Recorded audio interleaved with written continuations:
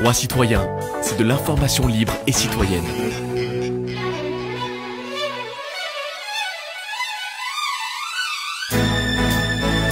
Bienvenue à vous tous qui nous rejoignent en direct sur Droits citoyens, le média libre et citoyen. Nous sommes en direct sur la web radio. Vous pouvez nous rejoindre pour ceux qui veulent nous écouter et qui nous suivent en direct sur Facebook Live depuis la page droitscitoyens.info. Vous nous recherchez sur l'application mobile Orange Radio et radio.fr. Vous recherchez Droits citoyens en un seul mot. Qu'est-ce qui se passe? Qu'est-ce qui se passe? Attention, attention. L'antenne de Droits citoyens est piratée par les gilets jaunes. Ne touchez à rien, ni à l'image, ni au son. L'antenne est piratée par les gilets jaunes. Attention, attention. L'antenne de Droits citoyens. Oh, qu'est-ce qui se passe? Ah, oh, il y a du monde là. Qu'est-ce qui se passe? Vous pouvez m'expliquer là? Salut, ça va? Ah, alors, vous êtes combien ce soir là? Alors, on est 4 ou 5 là. 4 ou 5. Il y a beaucoup de gilets jaunes bon. qui ont piraté ton antenne. Ouais, Vincent. je vois ça. Bon, en tout cas. Légion, Vincent. Nous sommes légion. En tout cas, bienvenue à tous, à vous toutes qui nous rejoignez en direct sur Droits citoyens. Ce soir, l'émission Parole de Gilets jaunes, c'est la première. Et ce soir, nous avons du monde avec nous. Comme vous pouvez le voir, nous avons que des gilets jaunes, sauf moi, en tant qu'animateur de Droits citoyens. Mais en tout cas, je suis bien envahi. Et en tout cas, vous connaissez déjà quelques têtes pour ceux qui nous suivent déjà sur Droits citoyens pour l'émission Quartier Général, avec le spécial coronavirus, puisqu'il y a Nicolas. Il y a Nicolas qui est en bas à droite de l'écran. Bonsoir Nicolas. Bonsoir. Salut Vincent, tu vas bien? Ça va très bien. Alors je vais mettre grand écran, comme ça tout le monde va nous voir, ça sera parfait. Et puis il y a, à ta gauche, donc il y a Nelson qui montre le gilet jaune. Ouais, on est là. Et en haut à droite, il y a Kate. Bonsoir Kate, tu nous entends? Ouais, salut tout le monde. Et puis à gauche de Kate, il y a Philippe, on voit juste la tête parce qu'il s'est pas rasé. Salut les amis, ça va? Et puis celle qu'on voit pas, il y a Pili avec nous. Bonsoir tout le monde. Bonsoir tout le monde. Donc l'émission Parole de Gilets jaunes. Alors, on fait quoi comme introduction? On fait ce qu'on a dit. Qu'est-ce qu'on fait maintenant? Qu'est-ce qu'on fait là? Tout de suite. On fait ce qu'on a dit et on dit ce qu'on fait. On est voilà. Gilets jaunes. Allez-y. La parole est à vous en tout cas. Eh je sais pas, Philippe, peut-être tu peux nous raconter ce que tu fais avec Synthé Debout, qui est un autre média que Droits citoyens, qu'on a déjà commencé à pirater un petit peu avec Linda, qui est pas là ce soir. Oui, on lui fait un petit bisou. Et donc toi, tu as un autre média, un autre engagement qui est à la fois gilet jaune, à la fois médiatique. Tu peux nous en parler, Philippe? Tu sais, Synthé Debout, c'est un projet de municipaliste, en fait, tu vois, de démocratie locale. Et le média, c'est un moyen, en fait. Le média Synthé Debout, c'est un moyen de créer de la démocratie, des alternatives, soutenir les luttes et les solidarités, tu vois. Voilà. Et la rencontre avec les Gilets jaunes. Synthé Debout, ça existe depuis décembre 2017 et la rencontre avec les Gilets jaunes s'est effectuée tout de suite, puisqu'on était exactement sur la même longueur d'onde. Donc voilà. Oui, je me rappelle que tu étais dès le départ sur les ronds-points. Avant même. Dès le départ avec un gilet jaune. Et tu avais même un gilet jaune aux Indignés d'ailleurs. Tu as des photos de toi 2 ans avant. Avec un gilet jaune. Ouais, les Indignés, c'était en 2011 même. Ça, là, tu parles des Nuits debout. Ouais. Nuits debout, oui, je confonds. Ouais. Bon, et tu avais une exclusivité pour nous. Tu as retrouvé l'exclusivité ou pas? L'exclusivité, c'est que s'il y en a plein en fait, hein, tu vois. Cool. Mais aujourd'hui, par exemple, il y a pas mal d'entreprises qui jouent un petit peu avec le coronavirus et qui font un peu n'importe quoi. Mais la dernière, c'est Mécacentre, qui veut absolument que l'entreprise reprenne au c'est mois quoi d'avril. Mécacentre? C'est où? C'est dans la région? C'est à Saint-Étienne? Ah, c'est à Saint-Étienne, ouais. Ouais, c'est une entreprise Mécacentre, c'est une entreprise de la métallurgie, tu vois. Ok. Alors juste pour ceux qui nous rejoignent en direct, on va préciser justement qu'une partie des Gilets jaunes que nous avons ce soir avec nous, en direct, sont de Saint-Étienne. Et Kate, de quelle région de la France? Je suis vers Noir-Étable, moi. Donc dans le 42 aussi. Dans le 42. Voilà, tout le monde est du 42. En tout cas, bienvenue pour ceux qui nous rejoignent. Ouais, bon, Nelson, mais Nelson. Il y a Nelson. Il est voisin, Nelson, il est pas très loin. Je suis de Croix-Rousse. De Croix-Rousse, oui. Il est lyonnais.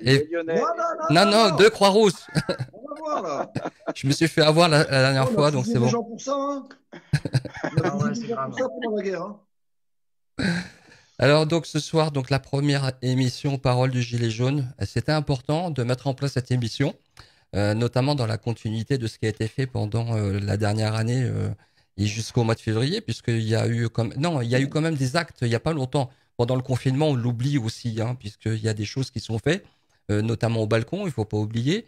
Et, et là, justement, il y a des gens qui commencent à préparer justement l'après. Donc au niveau des Gilets jaunes de Saint-Étienne, comment ça se passe, cette vision de l'après? Bah, alors c'est peut-être plus sur les réseaux sociaux, ça. Je sais pas, Ouais. Candy. Toi, tu peux nous parler de ce que tu observes. Et puis Kat Bah, après. ça se passe plus sur les réseaux sociaux, étant donné qu'on on peut pas se rencontrer là actuellement. Donc, ils s'organisent pour pouvoir continuer à manifester et à crier leur colère dans les rues. Il y a des actions qui se préparent et des manifestations en vue. Et les avis sont assez mitigés sur les réseaux. Il y a la crainte du corona. Il y a Macron, il a bien foutu le bordel, hein. Il a bien su diviser la population, lui faire peur et la diviser. Et ça se marche très bien et ça se ressent un peu sur les réseaux. Là, les Gilets jaunes sont actuellement plus en débat par rapport à la prime, par rapport au corona, mais tout à côté, ils perdent pas le cap et ils s'organisent et préparent des actions après confinement. Alors justement, cette prime-là, elle commence à faire débat également parce que 150 € pour les personnes qui sont bénéficiaires du RSA, c'est pour 2 mois de confinement. Je veux dire, il y a des gens qui ont été privés d'emploi, ceux qui sont en chômage partiel. On a l'impression que là, on se fait encore une nouvelle fois avoir en fait, parce que 150 €, ça représente rien. C'est pas un effort de guerre, là. Ah, c'est clair. On est victime quand même, donc je sais pas ce qu'il a dans la tête, notre cher président. Mais moi, je pense que... Vas-y, Candy. Il a instauré cette prime juste pour diviser la population. C'est tout simple et ça marche de toute façon parce que 150 €, comme tu dis, c'est rien du tout sur notre budget. Non. Et je veux juste rectifier un truc parce que je vois des commentaires. Moi, je vois pas de commentaires encore. Des commentaires sur les réseaux par rapport à la prime. Très désagréable pour ceux qui pourraient toucher le RSA. Je veux juste préciser que le RSA, c'est pas que des feignants. Il y a des auto-entrepreneurs, il y a des étudiants, il y a des gens qui ont plus le droit au chômage et qui sont trop âgés pour avoir un emploi, mais pas assez vieux pour toucher la retraite, qui sont bénéficiaires du RSA. Et je voudrais préciser que le RSA, ça atteint tout le monde. Donc aujourd'hui, ceux qui ne le sont pas, tant mieux pour eux, mais il ferait mieux de se méfier et ça peut très vite s'attraper. Alors, quand tu parles de division, Pili, ça veut dire quoi en fait? Il y en a qui se sentent lésés et je comprends, hein, les travailleurs par exemple qui ont rien et qui vont rien toucher, qui n'ont pas de prime, ils se sentent lésés par rapport au RSA et c'est le but de cette prime en fait, c'est pour diviser la population parce que Macron a bien compris que les gilets jaunes, c'était pas que des RSA, il y a des gens qui sont là, qui travaillent durement, qui sont gilets jaunes. Et en séparant ces deux classes sociales, ils divisent la population et espèrent peut-être que ces gens-là ne soient pas dans la rue après confinement, parce que le confinement a été fait aussi pour calmer toutes ces protestations dans la France comme ailleurs. Nelson, Ouais. vous voulez réagir? Déjà un truc le confinement il est là pour stopper la contestation. Non, il est là pour que les gens ils meurent pas en fait. Faut pas mettre les choses en place. Alors il faut rappeler que Nelson c'est un gros défenseur des blouses blanches à la Croix-Rousse et à Édouard Herriot, donc il connaît très bien le sujet. Oui. Moi le truc de dire le confinement ça sert à casser les mouvements sociaux. Les gens qui me disent alors le truc sur ce qu'il disait sur je vais un peu à l'envers du plan qui était prévu. Je devrais plutôt parler de ce qui se fait et après parler de l'après. C'est ça, mais on peut commencer le débat. Écoute, mais je pense que ce que Candy disait, c'est qu'elle parlait des primes comme facteur de division, pas du confinement. Okay. Hein. Parce que là, ça commence à dire oui, le confinement, ça sert Macron, patati patata. Non, c'est pas faux, c'est pas faux non plus. Après, Macron se sert du confinement pour arriver à ses fins. Après, je dis pas que le confinement, il n'a pas lieu d'être. Je dis simplement que Macron est un petit malin et se sert de ça pour faire taire les gens, pour instaurer une peur et puis instaurer d'autres choses dans notre dos aussi. Voilà, il se sert du confinement. Je dis pas que le confinement est inutile. Merci. C'est pas Oui, et puis nous, on le dit souvent avec Nicolas dans nos émissions Quartier Général spécial coronavirus, on dit que de toute manière, le confinement, il faut pas le subir, mais l'accepter, puisque si on reste à la maison, c'est pas pour faire plaisir au président de la République, parce qu'on sait pertinemment qu'il y a très peu de moyens dans les hôpitaux publics aujourd'hui, et que s'il y a pas assez de lits dans les services de réanimation, c'est la faute également donc à ce gouvernement qui a pas pris en considération pendant plus d'un an les cris d'alerte des soignants et des services d'urgence. Donc, ils pouvaient pas découvrir au dernier moment ce qui se passait dans les services de soins. De ce gouvernement, de celui d'avant et de celui d'avant. Oui, bien entendu, oui, parce que on va pas tout mettre sur le gouvernement Ah, c'est pas pour lui diminuer sa responsabilité. Non, pas du tout. Mais je pense qu'il y a quand même eu pas mal de rassemblements et de manifestations sous la mandature de Emmanuel Macron pour alerter, parce que là, on était vraiment à ras-bord de la contestation. Sur le confinement, il y a un nouveau chiffre qui est sorti il y a pas longtemps, mais c'est pas le sujet de ce soir, mais sans doute qu'on fera une émission là-dessus. Et Nelson, si ça t'intéresse, je pense que ça serait bien qu'il soit. Mais 75% des gens seraient asymptomatiques. Et du coup, ça veut dire que d'après les modèles qui ont été utilisés pour prévoir le confinement, en fait, ça sert pas à grand-chose le confinement. Donc dans le doute, faut continuer de respecter, mais s'il y a vraiment 75% de cas asymptomatiques et 60% des travailleurs qui continuent à bosser dans le métro à Paris sont entassés parce qu'il y a moins de métro, on peut avoir des doutes. C'est pas parce qu'on a des doutes qu'il faut pas le respecter, parce que ça peut sauver des vies, mais on peut quand même commencer à se poser la question. Après, pour revenir peut-être sur le sujet et avant de revenir à ce que toi t'as fait sur le terrain, Nelson, peut-être Kat, ce que toi t'observes sur les réseaux sociaux, parce que tu vois beaucoup de choses. T'as quand même bougé dans toute la France pendant 1 an et demi. T'as des contacts un peu partout. Tu peux nous dire ce que tu... Mon avis rejoint beaucoup celui de Pili. En fait, les gens sont en colère. Ça déjà, c'est une évidence. Les gens en ont ras-le-bol d'être chez eux. La majorité des personnes pensent que le confinement, effectivement, c'est de la manipulation. C'est pour nous obliger à rester chez nous. Parce qu'à partir du moment où les moyens mis en place derrière sont quasi inexistants, alors je ne parle pas des hôpitaux, ils font un boulot formidable. Les soignants ont vraiment mon plus profond respect pour ce qu'ils font. Mais concrètement, quand on voit que dans les pharmacies, il n'y a même pas de masque en papier, on se demande un peu si on ne prend pas pour des idiots. On nous sort des chiffres, des statistiques, le nombre de contaminés, de guéris, de décès, machin, en sachant que la majorité de la population n'est pas testée de toute façon. Leurs chiffres, ça ne peut être que du vent. À partir de là, je me demande à quoi rime tout ça. Et alors, on me traite souvent de complotiste, mais moi, j'ai vraiment le sentiment qu'on nous manipule, effectivement, pour faire taire cette révolte sociale qui prenait beaucoup d'ampleur. Et c'est très à la mode, hein, le terme complotiste. Il suffit qu'on... On ne peut rien dire, en fait, sans être complotiste. Oui. Le complotisme, là, on le subit d'une belle force, par contre. Alors, c'est soit du complotisme ou soit c'est des fake news. Les gens sont libres de penser ce qu'ils veulent. Moi, c'est comme ça que je le ressens. C'est comme ça que je le vis. Moi, je suis tombée malade dès le premier jour du confinement. J'étais chez le médecin avec des symptômes très élevés, très importants. Mes enfants étaient malades aussi. Je n'ai pas été testée. On m'a filé 2 boîtes de Doliprane. On m'a dit restez chez vous.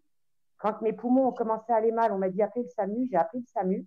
On m'a répondu si ça va pas mieux, rappelez dans quelques temps. En attendant, arrêtez de fumer et profitez du confinement pour découvrir des nouvelles choses.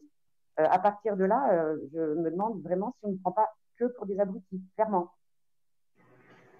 Nicolas ? Oui, carrément. Il y a des choses, mais nous, on en a parlé déjà dans l'émission il y a 15 jours, sans opposer complotisme. Et il y a ce qu'on appelle la stratégie du choc. Alors, on n'a rien inventé. Hein, c'est un livre de Naomi Klein. Il y a un film qui en a été tiré. Et puis, on a diffusé une petite vidéo de Pierre de Décoder l'écho, qui est une chaîne YouTube qui est super intéressante, qui fait du décodage.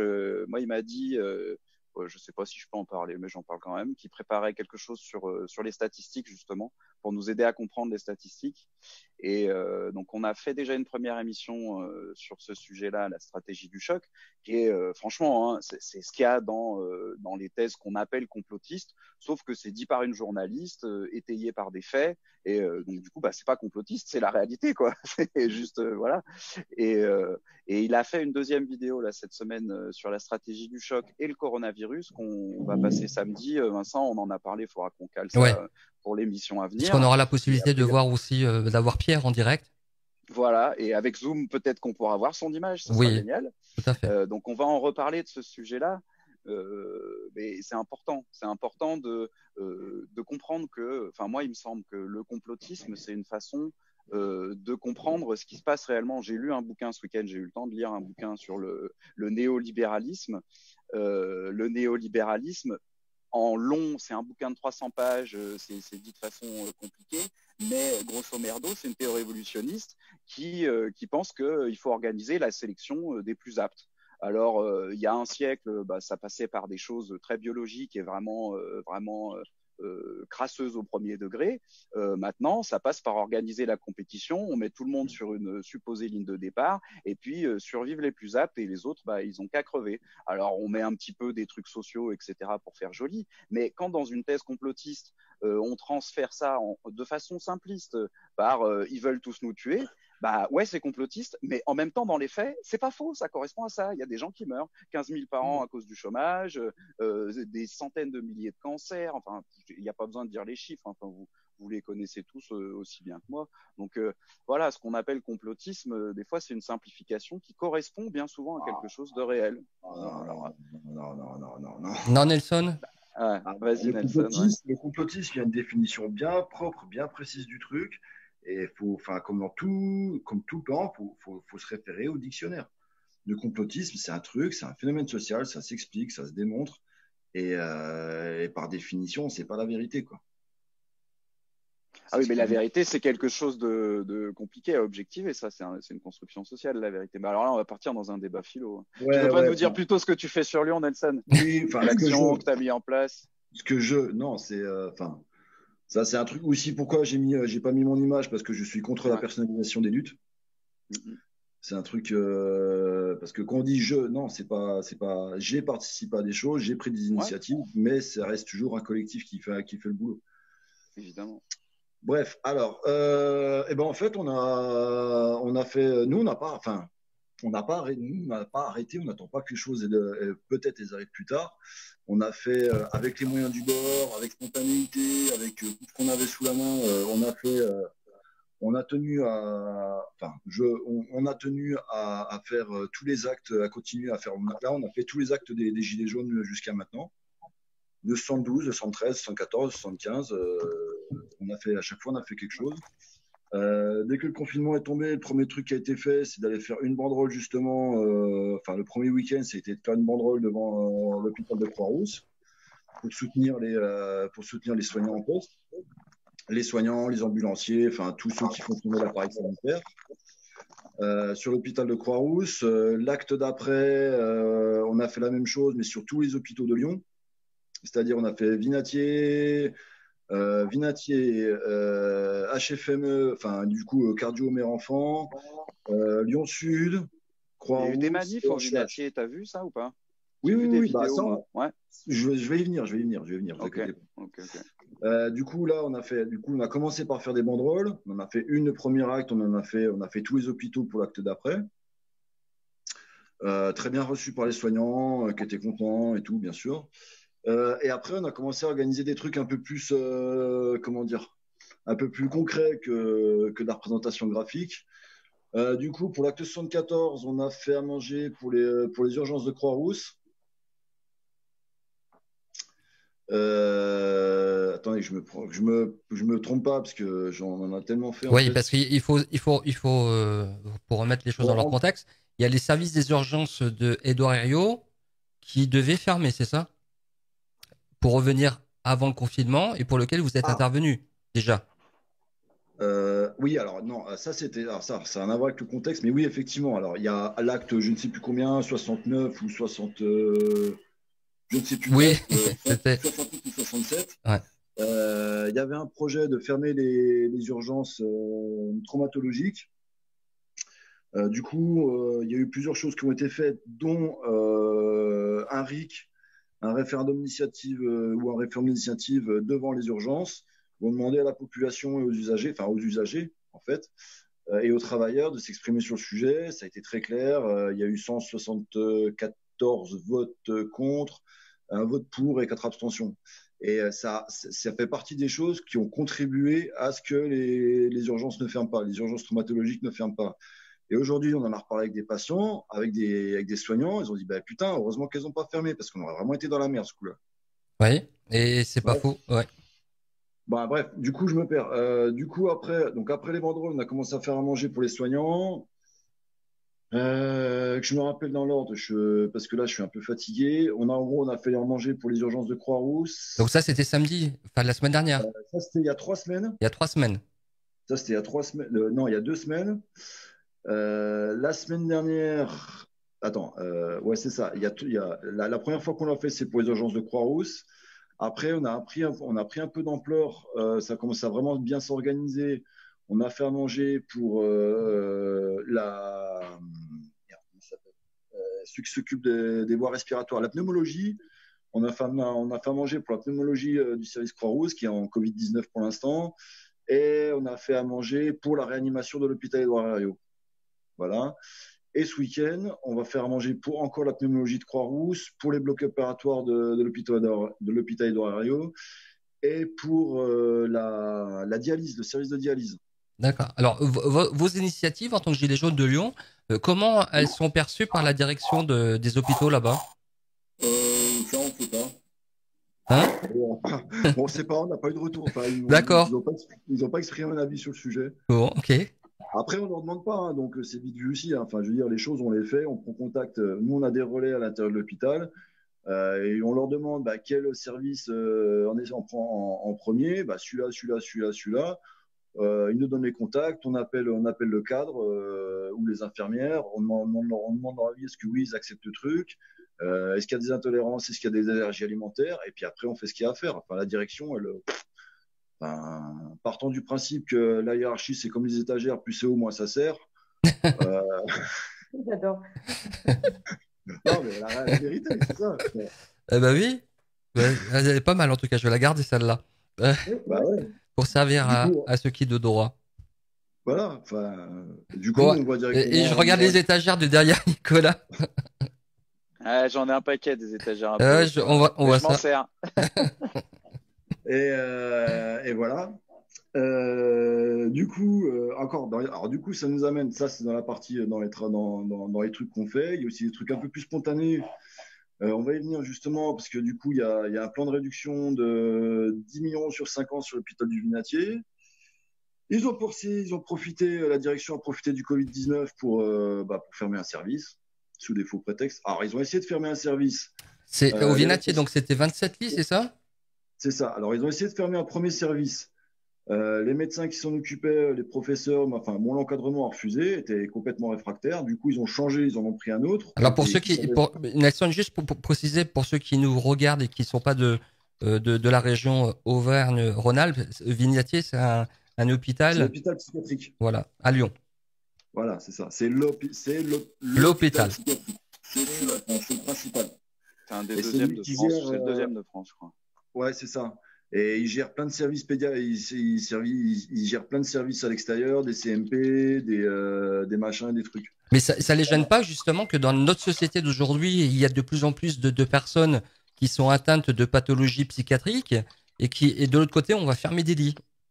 Et là, d'autant plus que là, à la sortie du confinement, il va y avoir encore de plus en plus de patients justement qui vont devoir être soignés parce que là, il va y avoir quand même des troubles post-confinement chez certaines personnes sensibles où ça va se passer difficilement. Il y aura aussi toutes les personnes qui n'ont pas pu être soignées pendant cette période. Oui. Il va falloir soigner derrière aussi. Mais le confinement en soi, ça va générer des difficultés psychiques pour un certain nombre de personnes. En plus. Bien sûr. Et alors, du coup, voilà, ils ont essayé de fermer un premier service. Du coup, les responsables du service n'étaient pas d'accord, donc du coup, ils en ont attaqué un deuxième. Il y a une réaction qui a commencé à s'organiser. Du coup, il y a une manifestation qui a éclaté, qui était à moitié spontanée, on va dire, qui a éclaté à l'hôpital du Vinatier. Il y avait 130 personnes à peu près. Alors du coup, ça a été fait un peu en clandestin, ça n'a pas été annoncé pour justement prendre la direction, pour la surprendre. Nous, on l'a su, forcément, on l'a su un petit peu. Et du coup, on a contacté un journaliste qu'on connaît bien. Et on l'a fait rentrer et on s'est démerdé pour le faire rentrer dans l'hôpital, qu'il puisse filmer lui-même. En caméra cachée? L'histoire ne le dit pas. D'accord. Ça, c'est du Nelson, ça. Ok. Voilà, du coup, ça a permis de donner une belle. Et du coup, ça a donné une belle. D'avoir fait ça, d'avoir trouvé un journaliste et de réussir à le faire rentrer dedans. Ouais. Ça a permis de donner une belle Oui. visibilité Et négative. puis, pour une fois, on avait vraiment l'impression de sortir du coronavirus. Ça faisait vraiment reportage qu'on a l'habitude de voir avec les blouses blanches. Et là, on s'est dit, tiens, c'était vraiment... pour une fois, ça nous changeait un peu. Et sorti de ça, on s'est posé la question justement avec les agents, avec ceux qui organisent la lutte sur le Vinatier, de comment nous, en tant que soutien, on pouvait soutenir le truc. Donc, on a réfléchi à se dire, est-ce que nous, on pourrait rentrer sur l'établissement pour manifester? Au final, on s'est dit que c'était une très mauvaise idée parce que ça allait permettre la répression par la direction, qu'elle allait appeler les flics, qu'on allait tous faire coffrer, qu'on allait tous finir au commissariat et que la direction aurait beau jeu de faire un bel article dans le Progrès en disant que voilà, regardez, c'est des irresponsables, ils vont à l'encontre du confinement, du coup, c'est eux qui sont responsables du fait qu'il y ait 500 agents sur les HCL qui sont contaminés, et ainsi de suite. Du coup, on a tout à fait enlevé l'idée d'intervenir sur le terrain. Par contre, ce qu'on a fait, on a profité de nos réseaux pour lancer une campagne de mail sur l'ARS pour que les usagers expliquent à l'ARS que forcément, en fait, ils sont pas d'accord avec cette décision et que vu qu'on est quand même les premiers financeurs, ce serait peut-être bien qu'on nous écoute. Voilà. Philippe, je vois que tu fais des oui de la tête. Ouais. Non, j'écoute avec grande attention. Vas-y, continue. Voilà. Du coup, c'est à peu près le compte rendu de ce qui se passe actuellement, de ce qui se passe à Lyon. Parce que en fait, le problème, c'est que les gens, ça commence à en discuter un petit peu avant. Ils ont dit ouais, qu'est-ce qu'on va faire après, ceci et cela. Non, mais faut pas attendre après. C'est maintenant que c'est maintenant qu'il faut bouger, qu'il faut faire des trucs, en fait. Et oui, mais ce faisant, tu respectes pas nécessairement le confinement strictement. Si. Pourtant, tu semblais dire que c'était important. Ah si, on le respecte. C'est organisé de telle façon que le confinement est respecté. On a écrit à la préfecture pour expliquer la situation, leur dire qu'on faisait ci, qu'on faisait ça, qu'on demandait des attestations dérogatoires. Ils nous ont dit non, c'est bon, pas besoin, faites ce qu'il y a à faire, pas de souci. Et on a organisé de telle façon, c'est qu'en fait, on travaille sur 2 hôpitaux, sur Croix-Rousse et sur HEH, et Dorario qui est dans le je sais plus combien. Du coup, pour Croix-Rousse, c'est que des gens du quartier de Croix-Rousse qui s'en occupent. Donc, en fait, personne n'enfreint le confinement, personne ne sort de l'arrondissement. Donc, le confinement, il est respecté. On met en place des protocoles avec les hôpitaux pour que tout soit respecté, en fait. Et pour HEH, pareil, c'est que des gens de l'arrondissement, un peu élargi, on va dire, qui préparent à manger. Et c'est collecté, il y a la CGT Cheminot qui met à disposition ce local pour ce faire. Du coup, les gens de l'arrondissement cuisinent chez eux, vont apporter ce qu'ils ont préparé au local CGT Cheminot, et de là, on fait une logistique pour tout emmener à HEH. Alors, pour ceux qui veulent éventuellement faire ce même type d'initiative, ils doivent se poser au niveau de la dérogation, qu'est-ce qu'ils doivent mettre, en fait? Comment ils justifient? Il y a une case, et c'est ce que nous a dit la préfecture. Il y a une case qui est marquée activité d'intérêt public, je sais plus quoi, un truc comme ça. D'accord, mais il faut prévenir la préfecture avant alors. Non. Nous, on l'a fait pour la forme, si tu veux, pour essayer d'obtenir des dérogations. Ils nous ont dit, si vous êtes une association et que vous avez un nom, on vous les fait. Autrement, cochez la case sur le papier, faites ce que vous avez à faire, il n'y a pas de problème. D'accord. Bon, après, de toute manière, c'est facile de justifier quand vous amenez des repas. Et ils nous disent, et eux-mêmes, la préfecture nous dit, nous approuvons, ils approuvent l'action, en fait. D'accord, mais sauf que si vous venez à vous faire contrôler, est-ce que les policiers vont comprendre exactement la démarche dans le même sens que la préfecture? Bah, de toute façon, qui c'est qui donne les ordres à la police? Ok. Donc ça, en tout cas, c'est bien de le préciser pour ceux qui voudraient éventuellement apporter leur concours et leur soutien aux blouses blanches. On est tout à fait dans le cadre de non seulement de la loi, mais surtout du respect des préconisations sanitaires. Et c'est ça le plus important. Bien sûr. C'est ça enfin, moi, la loi, en fait, en soi, bon. Ce qui m'intéresse, ce qui me préoccupe plus dans l'histoire, c'est le fait de respecter le plan de crise sanitaire, de respecter le confinement.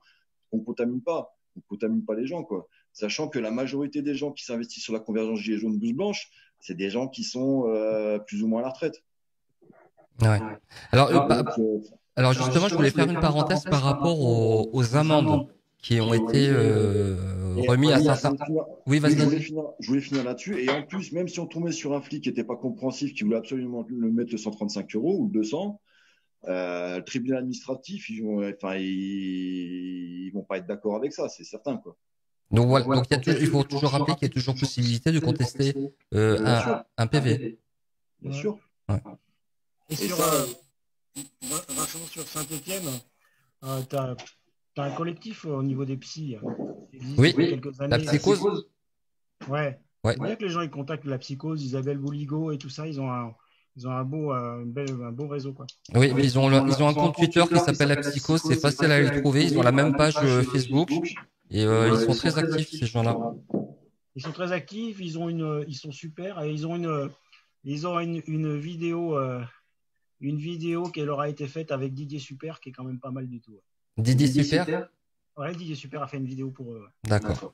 Alors justement, par rapport à notre direct, parce que moi je suis tout seul, comme vous pouvez le voir ce soir, simplement c'est que si vous nous regardez sur Facebook Live, n'hésitez pas à partager cette vidéo parce qu'on est tous sur nos portables et puis on peut pas partager, donc ce qui fait que soit Pili, Nicolas et tout le monde, on peut pas partager les vidéos sur les groupes, donc on n'est pas très visible, donc n'hésitez pas en tout cas à partager la vidéo du direct sur vos groupes préférés afin qu'on puisse éventuellement recueillir vos ressentis, vos réactions, puisque cette émission Parole de Gilets jaunes, c'est aussi votre émission. Donc ce soir c'est la première et puis on essaiera par la suite d'avoir de plus en plus d'invités et qui plus est, on pourra également ouvrir le Zoom à plusieurs personnes qui souhaiteraient nous rejoindre en direct, peut-être plus tard dans la soirée.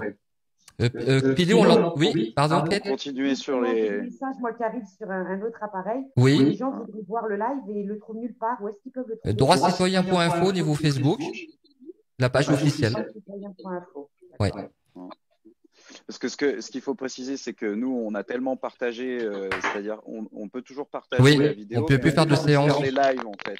Si vous pouvez faire des partages de live, là, ça peut. C'est quoi ça? C'est DJ Boucheron, là. C'est quoi ça? Il y a DJ Boucheron qui passe pas toi, là. C'est de l'écho, ça vient pas de chez moi. Ça vient pas de chez moi non plus. Moi non plus. Bon. Ah. C'est quelqu'un qui a mis un retour son. C'est ça, il y a quelqu'un qui essaie de s'écouter en stéréo. Ouais. Oh, c'est bon. Ça, c'est Pili, ça. Ça, c'est Pili. Ouais. Ah oui, c'est elle. Ah, voilà. Pili est parti et on est tranquille. Pour un petit moment. Donc, ce que je vais faire, c'est que je vais mettre le lien de la page Facebook, comme ça sera plus facile. Les gens qui veulent nous retrouver, ils pourront directement, je la mettrai de temps en temps afin qu'ils puissent nous retrouver plus facilement sur Facebook. Puisqu'on parlait des blouses blanches. On a Eric Vermogoshi qui a déjà une réaction, qui est un expert dans le droit, et qui nous explique qu'on ne conteste pas forcément le PV devant le tribunal administratif. Du coup, Eric, si tu peux nous dire où est-ce qu'on conteste le PV? Au tribunal de police, peut-être, je crois. Bon, voilà. En tout cas, c'était une réaction d'Eric qui est souvent de mon conseil sur ce qui est juridique. Il y a Candy qui est revenu, je crois. Voilà, je m'excuse, j'ai reçu un coup de téléphone.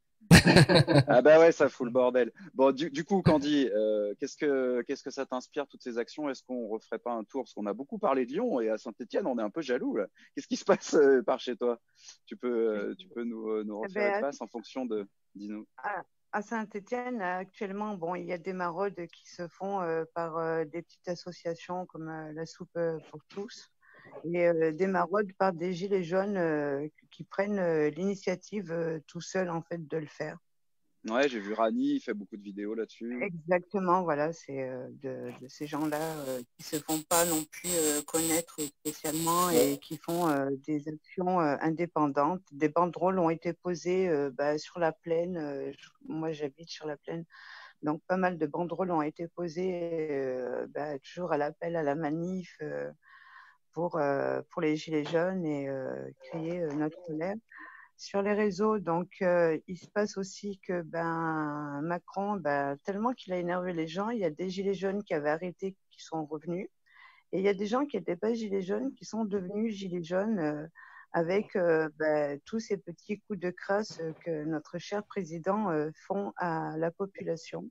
Alors justement, Pili, ce que je voudrais poser comme question pour vous, être gilet jaune, c'est quoi?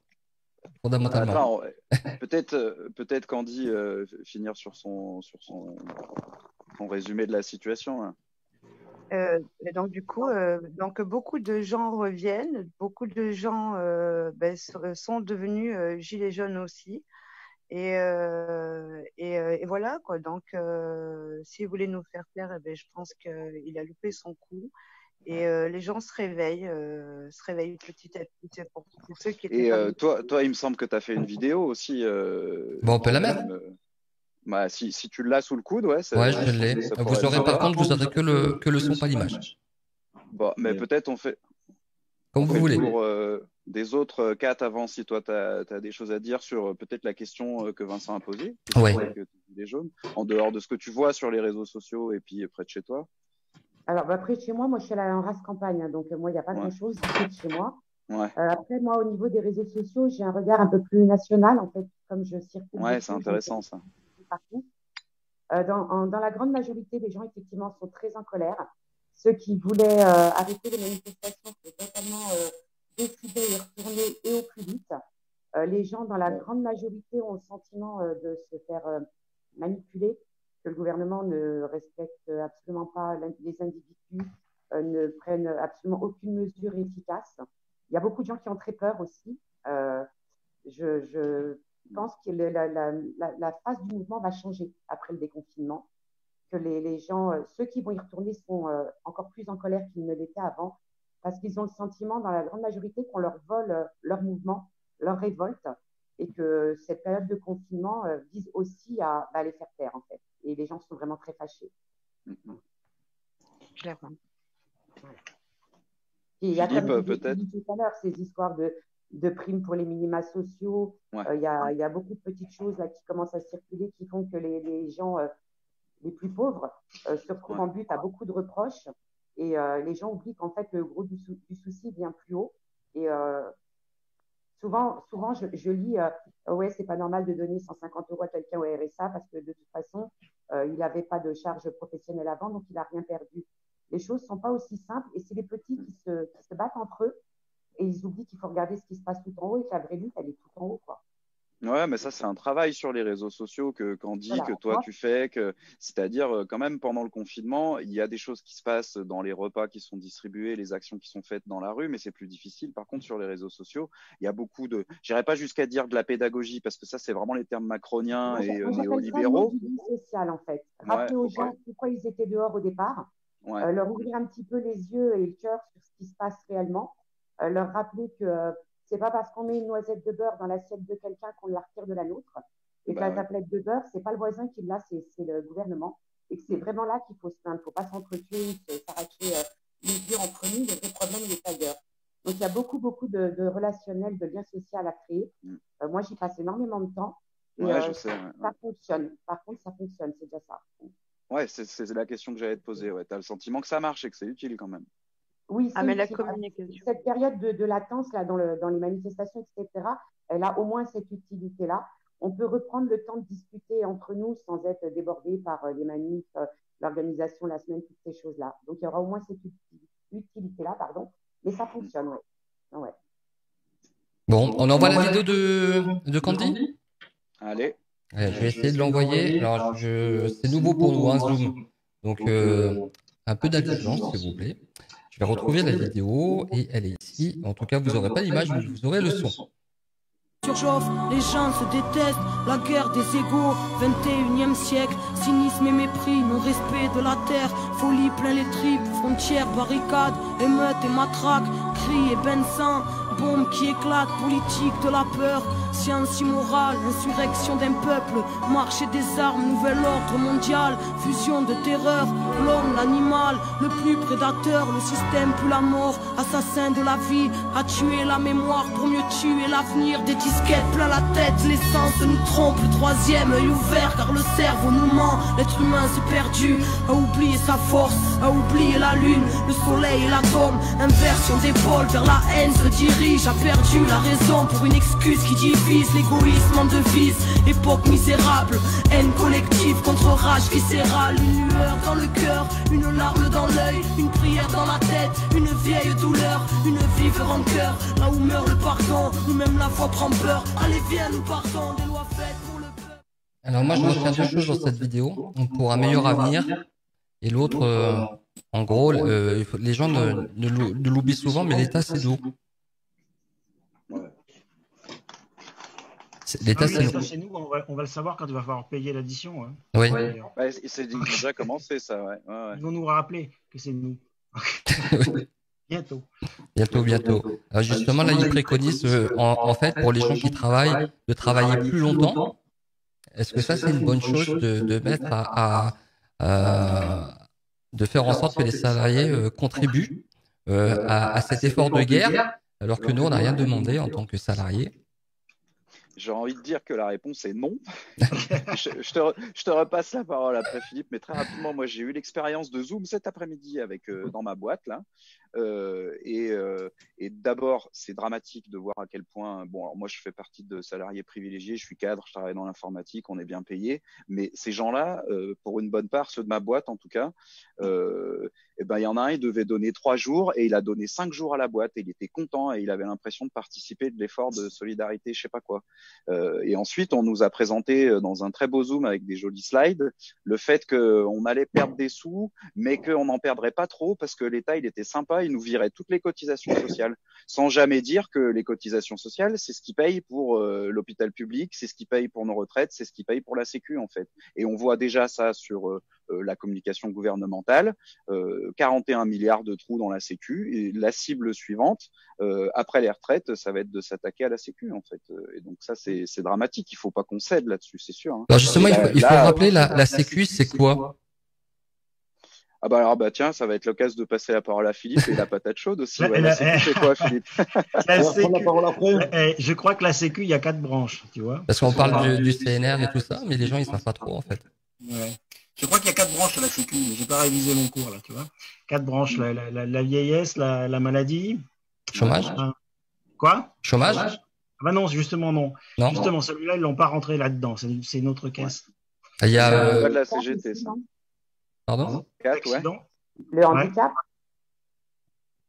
Le handicap. C'est une branche en soi. Je sais pas si c'est une branche. Enfin bon, la Sécu, c'est tout le système de solidarité, ouais. Nelson? Non, je laisse filer, mais je voudrais reprendre la parole quand le sujet sera terminé pour recentrer le sujet. Ouais. D'accord, ok. Donc sur la Sécu, l'histoire de la Sécu, ça on fera une émission peut-être là-dessus. On a déjà prévu, Vincent, tu sais, sur le revenu, sur la différence entre revenu de base et salaire à vie. Voilà, je vais pas dire de bêtises.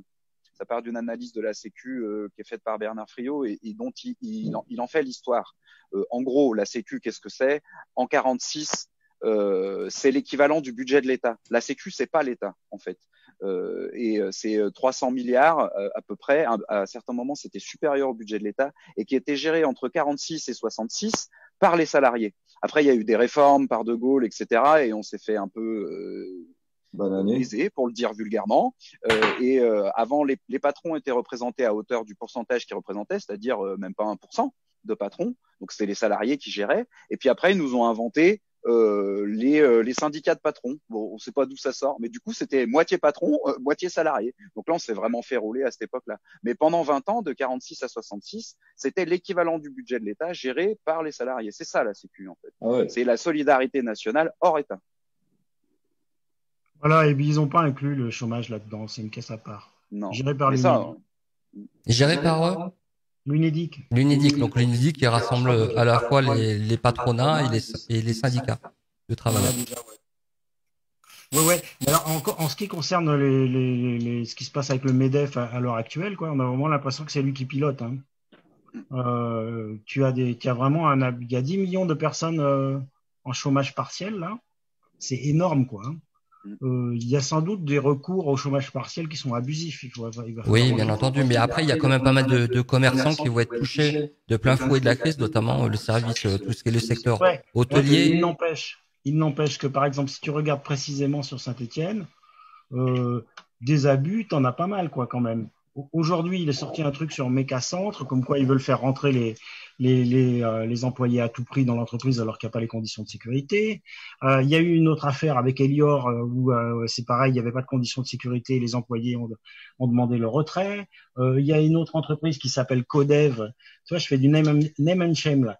Qui s'appelle Codev, qui produisait des masques à 60 € les 4. Tu vois, c'est pas tout le monde qui se conduit de bonne manière. Faut pas être trop candide et croire que le MEDEF, il va pas profiter de la crise pour faire encore des bénéfices en plus. Parce que le MEDEF, c'est les patrons, mais c'est les gros patrons, pas les petits. Hein. Nelson ? Ouais, du coup, je voulais revenir sur parce moi, j'ai parlé un peu de ce qui se passait pour l'instant, et je voudrais aussi parler de ce qui se passerait après. Et pour rentrer une notion qui est importante aussi là-dessus. Parce que moi, un truc que je vois aussi, c'est qu'il y a beaucoup d'appels à manifester. Le 4, alors ça, on n'en parle pas, c'est vraiment de la merde. Le 11 et le 16, je crois. Moi, là-dessus, j'ai une position qui est assez tranchée en disant, le postulat de base, c'est de dire. La fin du confinement, c'est pas la fin du coronavirus, en fait. Et de se lancer dans des manifs de masse, dès que le confinement est terminé, c'est vraiment pas du tout la chose à faire. Comme je disais tout à l'heure, moi, la majorité des gens avec qui on travaille en collectif sur la convergence Gilets jaunes blouse blanche, c'est des gens qui ont plus de 50 ans minimum, tu vois. Et c'est plus 50, 60 et ainsi de suite. Et moi, j'ai pas envie que, en fait, les gilets jaunes ils remplissent ces services de réanimation, en fait. Oui. Moi, j'aimerais répondre à ça justement, parce que je suis d'accord avec Nelson. Je pense que le 11, le 16, ça sert à rien de se précipiter tous dans les grandes villes. Il faut peut-être attendre au minimum une semaine de plus, voire 2, pour pouvoir le faire dans des conditions. Je dis au minimum. Après, les gens le font comme ils veulent de toute façon. Mais il faut le faire quand même avec un minimum d'organisation, de réflexion, parce qu'on ne peut pas continuer un an de plus à marcher dans la rue, à se faire tirer dessus au LBD, au lacrymo pour rien. Il y a un moment où il faut réfléchir à ce qu'on veut vraiment. Mais il y a une autre forme d'action beaucoup plus discrète et intelligente aussi. C'est que pendant ce confinement, tout le monde a découvert qu'on pouvait consommer différemment. Parce que pour le coup, tous les magasins sont fermés. On ne peut plus aller acheter des fringues, un téléphone, toutes ces choses-là. Et je pense que tout le monde a pu découvrir que on peut faire ça. Et c'est peut-être le bon moment pour prendre d'autres habitudes qui seront utiles aussi dans la lutte, parce que beaucoup hurlent contre le capitalisme depuis 1 an et demi. Le capitalisme, c'est aussi ça. Consommer différemment, c'est lutter contre, et c'est peut-être vraiment le moment de se poser tous les bonnes questions sur notre mode de fonctionnement. Déjà qu'on a le temps justement pour réfléchir. C'est déjà bien. Et pas se précipiter, mais moi, je échanger, dialoguer sur le sujet, je pense que c'est très, très important. Consommer autrement, faciliter les circuits courts. Oui, tout à fait, la proximité, tout à fait. Donc, il y a quand même des initiatives, notamment, alors on va pouvoir parler de celle de Saint-Étienne. Il y a un site qui a été mis en place pour lequel, justement, Saint-Édebout ne serait-ce que même Fabrice a fait quand même un petit pas de critique cette fois-ci en disant que c'était bien. Le site qui a été mis en place justement pour faciliter les échanges entre les citoyens et les producteurs, les maraîchers. Donc c'était une bonne initiative pour une fois. Hein, Philippe? Ouais, c'est une super bonne initiative. Les copains d'Alternativa, Vincent Bonnier et compagnie, ils font plein d'initiatives comme ça. Et c'est ouais, il y a pas mal de gens qui dans le confinement se ressentent sur des choses un peu plus fondamentales. C'est intéressant. Tu vois, par exemple, moi j'ai ma voisine, elle a une sorte de pelouse assez grande devant chez elle. Et l'autre jour, elle me dit, mais tu sais, finalement, cette pelouse là, si on y plantait des patates. Et bon, il y a pas mal de choses comme ça où des gens se retournent sur la santé, l'alimentation, des choses fondamentales, les voisins aussi. Et L'entraide, oui, beaucoup.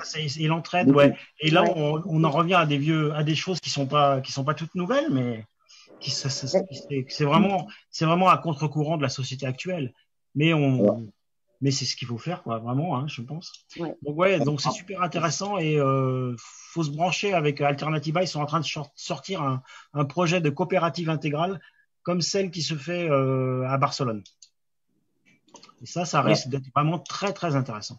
Ok. Pour réagir sur ce que dirait Philippe, moi j'analyse, si je me permets, assez simplement, c'est qu'en fait le coronavirus, il fait que exacerber ce qui existe déjà. Les gens qui sont des cons, et ben ils le sont encore un peu plus, et les gens qui sont un peu plus intelligents, ils le sont un peu plus. Et je vais prendre deux bons exemples. Enfin, je vais prendre un contre-exemple de ce qui vient d'être cité. C'est que par exemple là, McDo a rouvert son drive, il y avait 3 heures d'attente, il y avait 3 heures de queue. Ouais. De McDo. Et le comportement des gens, des fois, c'est exacerbant de voir qu'ils sont prêts à attendre 3 heures pour se faire servir un McDo, quoi. Voilà. Je suis pas sûr que ce soit enfin, ça sert à rien de se monter les uns contre les autres. Non, c'est pas une question de se monter les uns contre les autres, mais faire 3 heures quand même de pointer queue. du doigt ces comportements. Moi, j'ai peur que les comportements individuels, c'est très bien, hein. C'est très bien de consommer différemment, etc. Mais c'est pas ça qui va changer la surface de la planète, le système politique ou quoi que ce soit. Ouais, en fait, il y a un moment donné, moi, j'ai assez peur de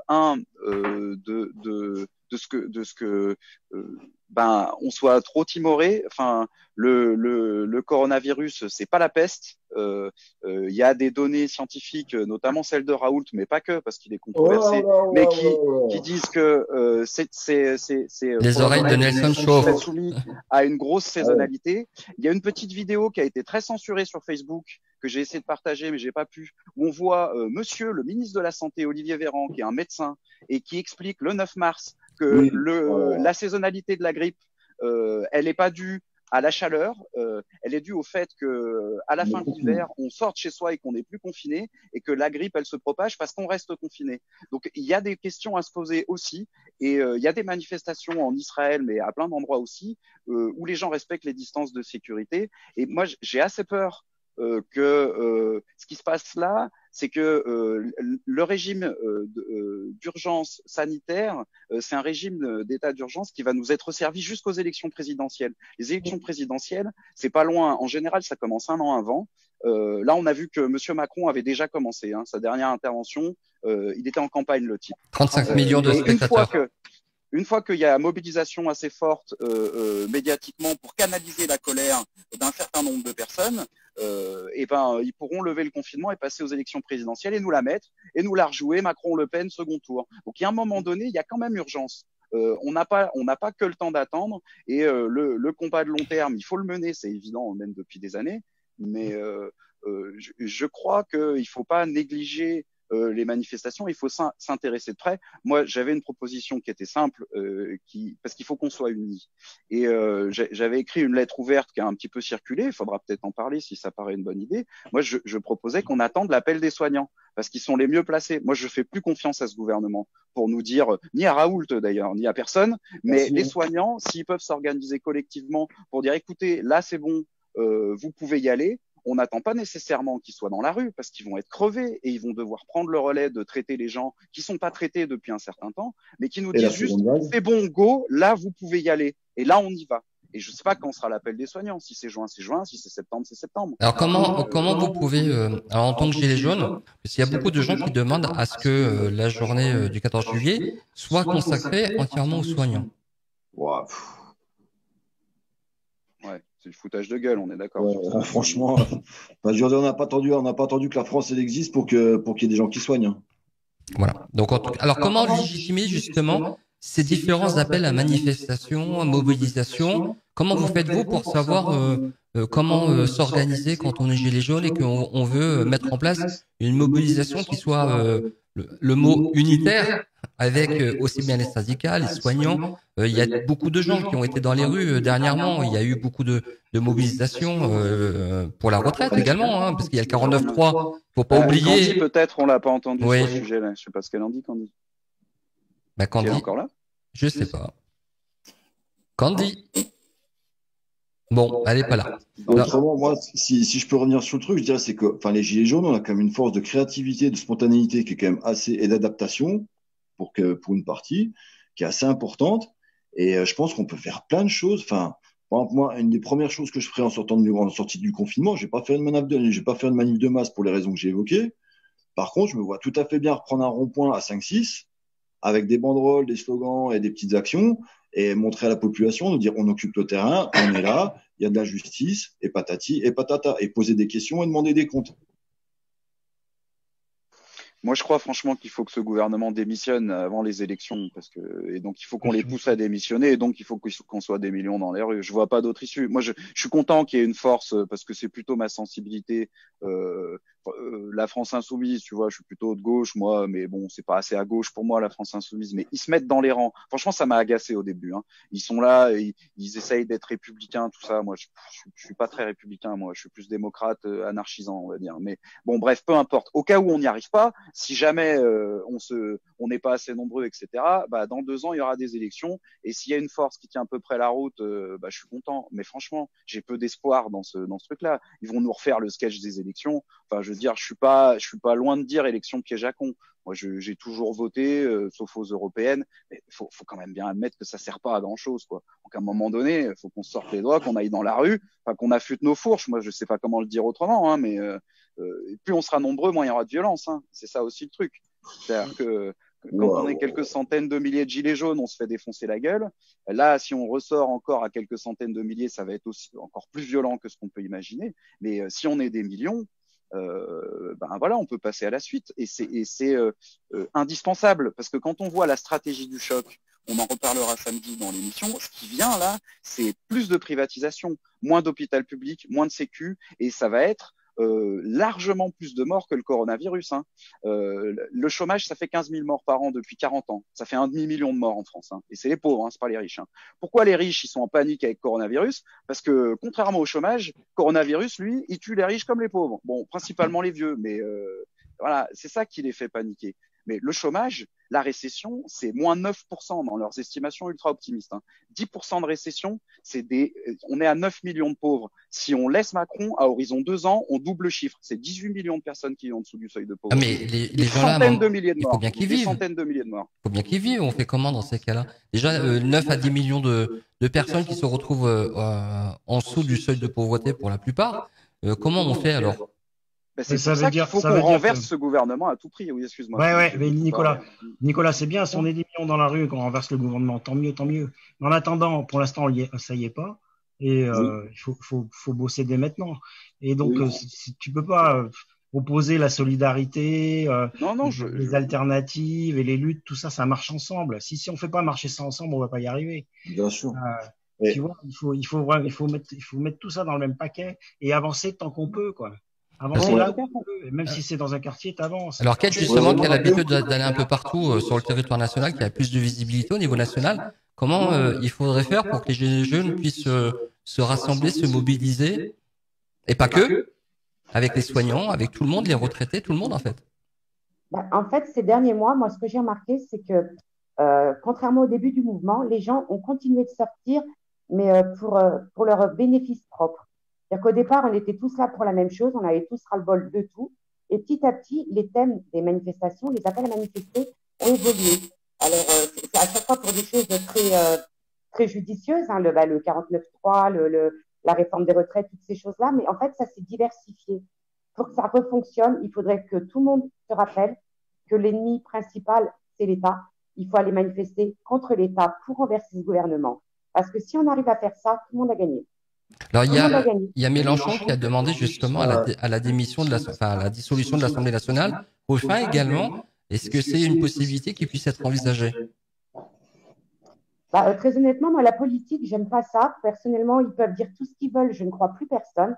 c'est Coluche qui disait les politiques, ils se battent pour le couteau et la fourchette, mais ils sont d'accord sur l'assiette, et l'assiette, c'est nous.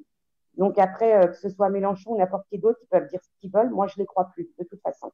Justement, le sketch de Coluche par rapport à cette pyramide, là, en disant qu'il y en a un qui est tout en haut, il y a nous tous qui sommes tout en bas. Là, on est vraiment dans cette idéologie en disant il y a ces gens qui sont tout en haut et qui nous font croire en plus, qui respectent le confinement, alors que lors de l'intervention de... Nous, on est gilets jaunes, on a la même solution. Le RIC, c'est une constituante, en fait. C'est-à-dire que s'il y a une élection, si on les pousse à faire une élection, donc dissolution de l'Assemblée nationale, c'est pas suffisant.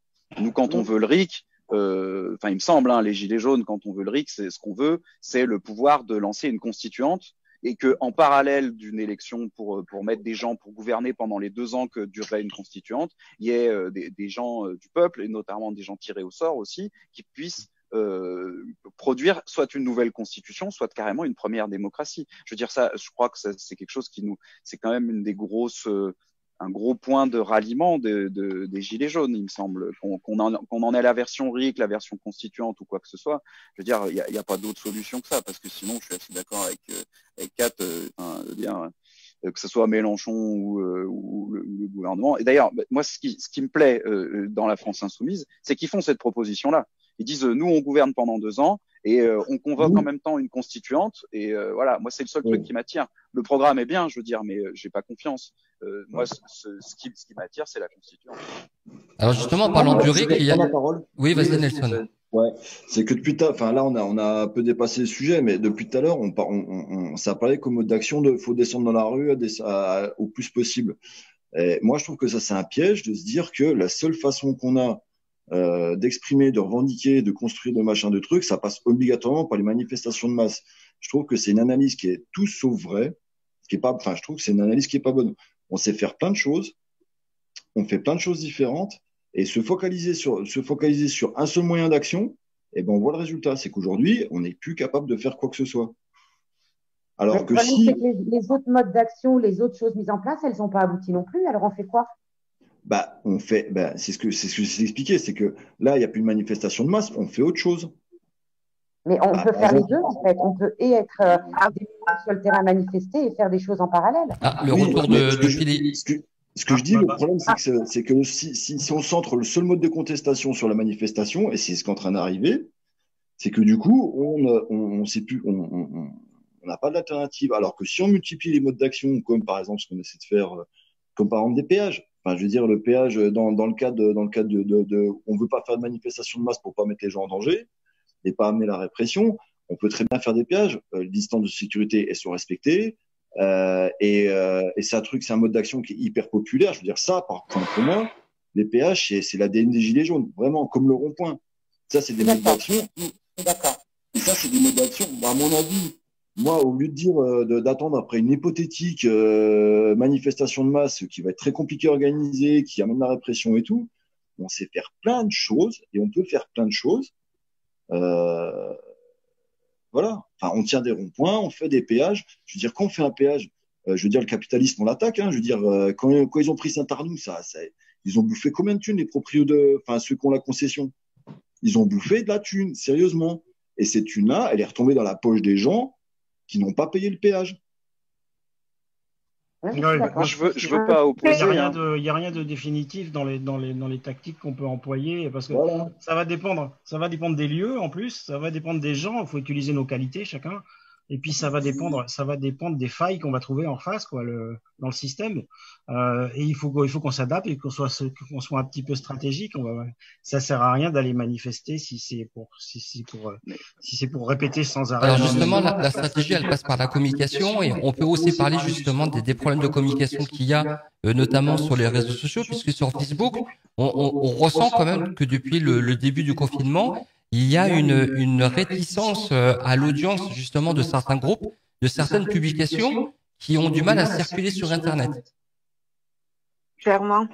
Oui. Candy, on t'a retrouvé. Dis-nous Candy ce que tu penses de ça. Ouais. Clairement, on voit bien sur Facebook qu'il y a une énorme censure au niveau des publications, au niveau des commentaires.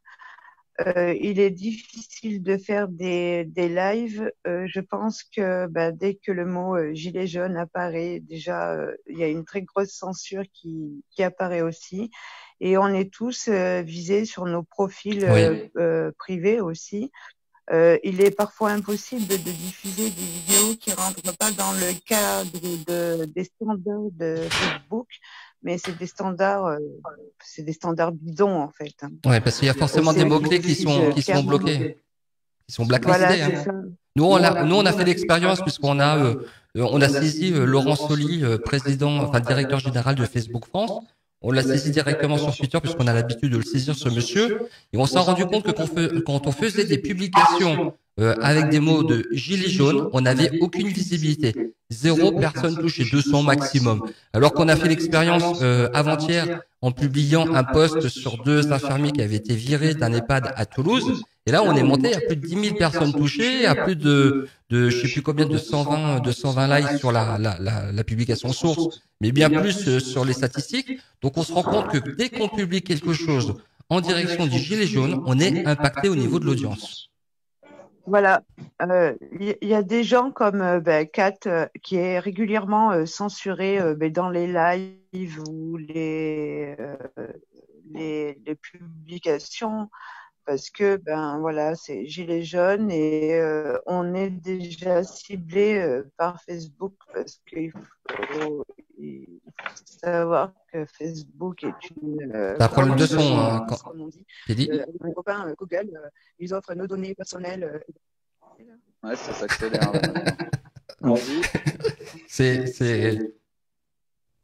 Elle s'est fait attaquer par les services de renseignement. T'as utilisé ton vocodeur là, avec moi, ça, bravo. Non, mais moi, je veux pas opposer les modes d'action en attendant. Non, c'est bon. Pili, on t'entend. Déconnecte-toi, reconnecte-toi, parce que là, c'est catastrophique. Bon, en attendant que Candy revienne, peut-être moi, je veux pas opposer les modes d'action. Hein. Ce que je voulais dire juste, c'est que il faut bien mesurer ce que ça veut dire la stratégie du choc. C'est-à-dire que non seulement il y a un choc économique de minimum 10% de récession. Je veux dire, c'est énorme, hein, 10% du PIB, c'est 200 milliards. Et c'est pas 200 milliards qui vont partir des caisses des riches. Hein. Ils vont tout faire pour que ça sorte des caisses des pauvres. Et c'est nous les pauvres. Surtout qu'il y a quand même plus de la moitié qui sont en évasion fiscale toujours. En plus. Mais et du coup, au-delà de ce choc-là, il va y avoir en plus le fait qu'ils utilisent ce choc coronavirus pour accélérer leur politique de privatisation, de libéralisation, de saccage des services sociaux. Ils vont privatiser l'école, ils font des essais déjà, c'est en test. Enfin, je veux dire, avec toute l'école, il y a eu une émission la semaine dernière. Oui. On en a parlé justement que pour eux, c'était quand même un test à grande échelle. À tous les niveaux. Moi, je vois bien, je comprends bien que c'est difficile de faire des manifs et de renverser le gouvernement. Mais je croyais déjà qu'on n'avait pas le choix il y a 2 ans quand on a attaqué les Gilets jaunes.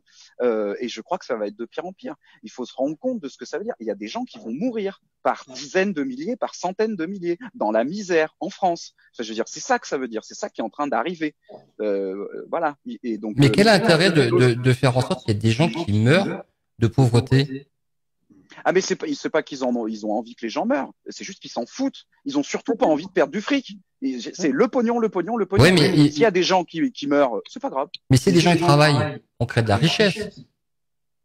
Mais non, parce que les gens qui travaillent maintenant, on les fait travailler en Chine, c'est l'atelier du monde. Le but, c'est d'automatiser. Les péages, ils automatisent. Les caissières, ils automatisent. Les hôpitaux, ils privatisent. Le plan qui est sorti en plein coronavirus, le directeur de l'ARS de Mulhouse, là, qui s'est fait virer d'ailleurs parce qu'il n'avait pas été du Grand Est, ouais. Ouais, il a dit, on va quand même supprimer 600 postes. Le but, c'est de remplacer l'hôpital public par des cliniques privées.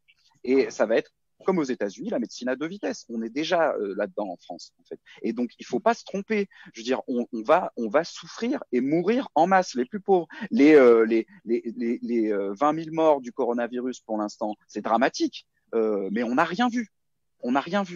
Et ils vont, si on les laisse faire, ça va aller très très loin. Je crois. Hein. Sachant que pour comparer avec les États-Unis qui sont à 40 000 morts ils sont 600 millions, c'est ça? Nous, on est à 66 millions. On est à 20 000 morts. un peu moins de 200 millions. 200 millions. Donc, 230. ouais. Donc, nous, on est plus impacté, en fait. Par rapport au nombre de la Oui, mais parce que il faut voir il n'y a pas eu d'épidémie de grippe cette année. Ça, on essaiera de faire une émission sur les statistiques avec Pierre. C'est très difficile parce que statistiser les morts, bon bah c'est des morts quoi. Enfin, mais donc prendre sur les statistiques. Depuis 3 ans, il y a des pics de surmortalité dramatiques à cause de la grippe. Ils en ont rien à foutre ce gouvernement. Je veux dire, ils s'en foutent. Ils continuent à privatiser les EHPAD. 150 000 morts par an dans les EHPAD depuis 2015. C'est 25% des morts en France. Je veux dire, ça fait des années. Pourquoi est-ce que c'est dramatique maintenant? Parce qu'ils utilisent coronavirus pour nous la mettre. Il faut pas se tromper. Et il n'y a pas eu d'épidémie de grippe cette année. Il n'y a pas eu quasiment très peu de surmortalité. Donc les gens qui meurent, on meurt jamais que d'une seule cause, sauf en accident. Mais sinon, les personnes âgées, elles meurent de 2 à 5, 6 causes en fait. Et les gens qui meurent de coronavirus, la moyenne d'âge, la dernière fois que j'ai regardé, c'était 85 ans. C'est des gens qui sont aussi pas morts de la grippe et donc qui meurent du coronavirus. Mais ils ont aussi des cancers, ils ont aussi des maladies, puis ils sont vieux. Je veux dire, il faut pas. Ce qui est dramatique là, c'est qu'il y a la moitié des gens qui sont morts à cause du coronavirus. Parce qu'il n'y a pas eu l'épidémie de grippe, et ils seraient peut-être morts d'autre chose sinon. Et ce qu'il faut retenir contre ce gouvernement, c'est qu'il y en a une moitié qui sont morts parce qu'ils ont saccagé les hôpitaux publics et qu'on aurait pu sauver. C'est ça qui est criminel. Et c'est eux les criminels, c'est pas nous. Mais après, je veux dire, on n'a pas le choix d'être en confinement parce qu'ils ont saccagé l'hôpital. Mais dès qu'on peut, c'est pour ça que moi je pense que l'appel aux soignants est important. C'est eux qui sont sur le terrain, les soignants et les gens dans les EHPAD. Ils vont nous dire quand on peut y aller. Et il faudra qu'on y aille vite et fort à ce moment-là. Alors, sauf que justement pour les soignants, ouais, mais Nicolas, le problème c'est que les soignants, ils pourront pas tous se mobiliser parce qu'il y aura quand même des réquisitions du personnel soignant. Ah non, ouais. On prend le relais. Vas-y, Candy, t'es revenu. Chouette. Oui, mais la population, elle sera là pour les soignants et j'en suis sûre. Et je voudrais rebondir sur les manifestations. Moi, je pense que, contrairement à d'autres, que c'est très important. Il faut des actions, clairement, la semaine. Il faut des actions coup de poing par petits groupes, ça aussi c'est important. Et la manifestation, elle est importante parce que Macron, la seule chose qu'il a peur, c'est que le peuple se réunisse et que le peuple soit dans la rue. Donc je suis aussi pour dire que le confinement, il est utile certainement au niveau sanitaire et Macron fait de la manipulation de masse avec ce confinement et pendant que nous on en parle sur les réseaux ou entre nous chez nous, il nous passe plein de petites carottes qu'on verra que après le 11 mai. Mais 150 €, c'est pas une carotte hein, pour ceux qui touchent le RSA. D'accord, mais pour le moment, il y a la carotte qu'on te met devant le nez, puis il y a la carotte qu'on te met dans le cul. Je pense que quand il a parlé des carottes qu'on nous met dans le cul, là. Exactement. Voilà. Ce qu'on te donne d'un côté et qu'on te reprend de l'autre. En tout cas, une chose est sûre, c'est que du coup, comment profiter de la crise sanitaire pour faire de l'argent, puisque le but du système capitaliste, c'est de faire de l'argent, quoi qu'il en soit, quoi qu'il se passe. Et comment faire de l'argent? C'est très simple, en fait, puisque en ce moment, tu as le déficit de la sécurité sociale, déficit de l'UNEDIC, et qu'il faut donc emprunter sur les marchés financiers. Et donc voilà. Hein, c'est donc les marchés financiers qui vont prêter de l'argent et c'est nous qui allons rembourser. Voilà comment faire de l'argent avec la crise. Les camarades. Oui, Nelson. Oui, je vais faire d'autres trucs là. Ok, parfait. Je vous abandonne. Non, je vous abandonne pas. Je vous retrouve plus tard. D'accord. À plus. Déjà. À bientôt, Nelson. Merci. Donc juste pour info, on tient encore 17 minutes. Après, on va terminer l'émission. On va pas aller au-delà puisqu'il n'y a pas assez de. Quoique on verra si on peut tenir jusqu'à. Il est quelle heure là? 22h22. On va voir si on peut pousser jusqu'à 22h40. Zoom, des fois, il va y payer. On verra ça. Enfin, non, c'est pas une question de Zoom, c'est une question de batterie de mon téléphone qui me sert de régie vidéo. C'est juste pour ça en fait. Ok. Allez. Nelson, merci en tout cas pour l'intervention. Peut-être à plus tard. Alors, salut. On avait, au revoir. On avait évoqué justement le fait de Pili avait évoqué justement des petites opérations coup de poing. On le voit avec le confinement, donc c'est très difficile de se réunir. Il y a une vidéo qui circule justement en Israël. Ils ont fait une manifestation confinement où ils respectent justement la distanciation sociale. Est-ce que ça pourrait marcher en France? C'est qui c'est avec les oiseaux qu'on a? Ah, mais Nelson, il est toujours là. Ouais, excusez-moi. Non, je voulais rebondir là-dessus. Non, avec les oiseaux qu'on a. Non, mais ça marchera. Enfin, non. Non, ça, en France, ça ne fonctionne pas. Tu dis à confinement, les gens, ils font. Alors, je vais exagérer un peu le trait, hein. Mais si, je voulais revenir tout à l'heure sur quand je disais que le coronavirus, enfin le truc là qu'on est en train de vivre, ça me fait qu'exacerber, le bon et le mauvais côté des gens. J'ai pris l'exemple tout à l'heure des gens qui allaient au McDo, mais je peux reprendre l'exemple par exemple de l'autre salopard de Dieudonné qu'on a profité pour vendre des masques 3 fois le prix. Des mecs qui sont assez cons pour péter des voitures de bagnoles d'infirmières pour leur voler leurs masques et leurs gants, ceux qui vont au vinatier pour voler des stocks. Il y a le bon, enfin ça exacerbe, moi je trouve ça exacerbe vraiment le bon et le mauvais côté des gens.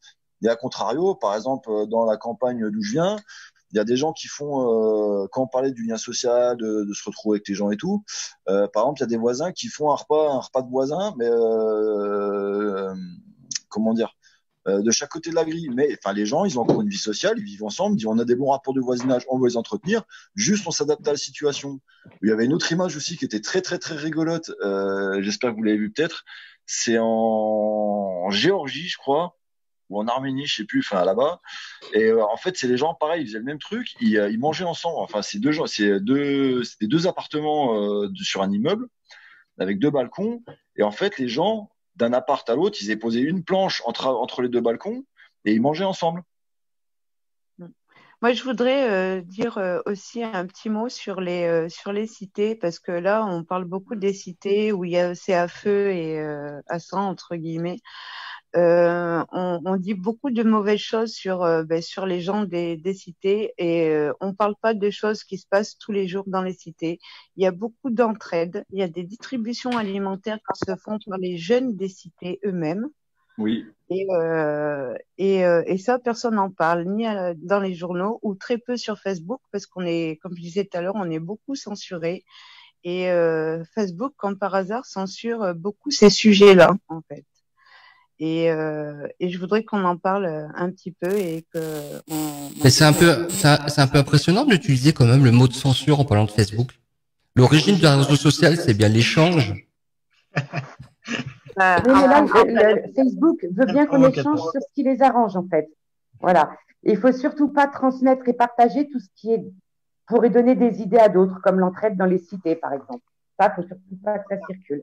Donc, on se fait régulièrement censurer, sauter des comptes, bloquer Messenger, tout ça. Voilà. On a le sentiment que ce qu'on partage est très contrôlé et qu'il y a des choses qui passent et d'autres où il faut absolument pas. Alors moi, j'ai vu des vidéos qui avaient été partagées justement d'initiatives de jeunes de quartier et qui le faisaient très bien et c'est très très bien de le faire. Mais les commentaires sont assez quand même assassins. Des fois, on leur disait oui, c'est des voyous. Ils se reconvertissent, ils vendent des paniers repas. Il y a rien de bon, en tout cas derrière tout ça en fait. Les gens, on a l'impression ils ont toujours quelque chose à critiquer, à dénoncer que les jeunes des quartiers, ils ont tellement l'habitude de voir à la télévision que des jeunes c'est des voyous que quand on montre un côté positif de ces jeunes qui s'investissent pour leurs proches, leurs voisins et les populations difficiles dans les quartiers alors populaires, du moins et pauvres. Ils se renvoient en pleine figure de certaines visibilités qu'il y a sur les réseaux sociaux, notamment des personnes qui sont un peu extrémistes, la plupart, hein, et il n'y a pas assez de tri sur certains groupes, et ça pourrit un peu ces publications en fait. Donc on a l'impression que Facebook censure quand il y a des choses, des initiatives qui sont bonnes et excellentes, et quand il y a des messages. Donc on le sait puisqu'avec Pili, on a quand même signalé un groupe qui était Balance ton gilet jaune. Qu'on a beau signaler, Facebook le laisse toujours circuler sur son réseau social. Donc il y a des messages qui sont quand même méchants envers les gens qui font du bien et Facebook, on a l'impression qu'il supprime tout ce qui est bien et qu'il laisse tout ce qui est de mauvais sur la terre, sur son réseau social. Mais sans parler des gilets jaunes, on voit bien que Facebook, leur standard est un peu bizarre. On voit des images atroces d'animaux torturés, des images de pédophiles qui sont dénoncées, avec des enfants en photo. Et dès qu'il y a une mention gilet jaune ou quartier quelconque, eh ben c'est censuré en fait. Ils font de la propagande en diffusant que ce qu'ils veulent. Exactement. Et en diffusant que ce qu'ils veulent, c'est que les gens croient que c'est comme ça une majorité qui pense comme eux. Voilà, c'est tout. En fait, ça aussi, c'est la en faisant de la censure. C'est Mais pour ça carrément, qu'il faut- c'est. Parce que, en fait, Mais tout- en ne laissant pas passer les belles choses, en laissant que les mauvaises, tout le monde s'engueule dans les commentaires. J'ai vu passer des choses de, ah oui, mais si tu dis ça, c'est que t'es pas gilet jaune. Non, mais c'est toi qui es pas gilet jaune. Et pendant ce temps-là, il n'y a plus rien qui avance. Les gens sont trop occupés à s'engueuler entre eux, quoi. C'est vraiment Voilà, pour développer les ça, alternatives. Hein. C'est le fonctionnement de divisé. Facebook, C'est ça. super important. Alors justement, comment faire appel au bon sens dans ces cas-là? Faire en sorte que les gens ils comprennent qu'il faut Vincent, pas. Facebook, tu peux pas lui faire confiance. C'est évident que c'est archi-capitaliste et qu'ils vont se retourner contre nous, forcément. On l'utilise un petit peu actuellement, et parfois ça nous joue des tours. Mais parallèlement, il faut développer des médias alternatifs, comme, je sais pas, moi, Droit Citoyen ou Synthé Debout, hein, c'est évident.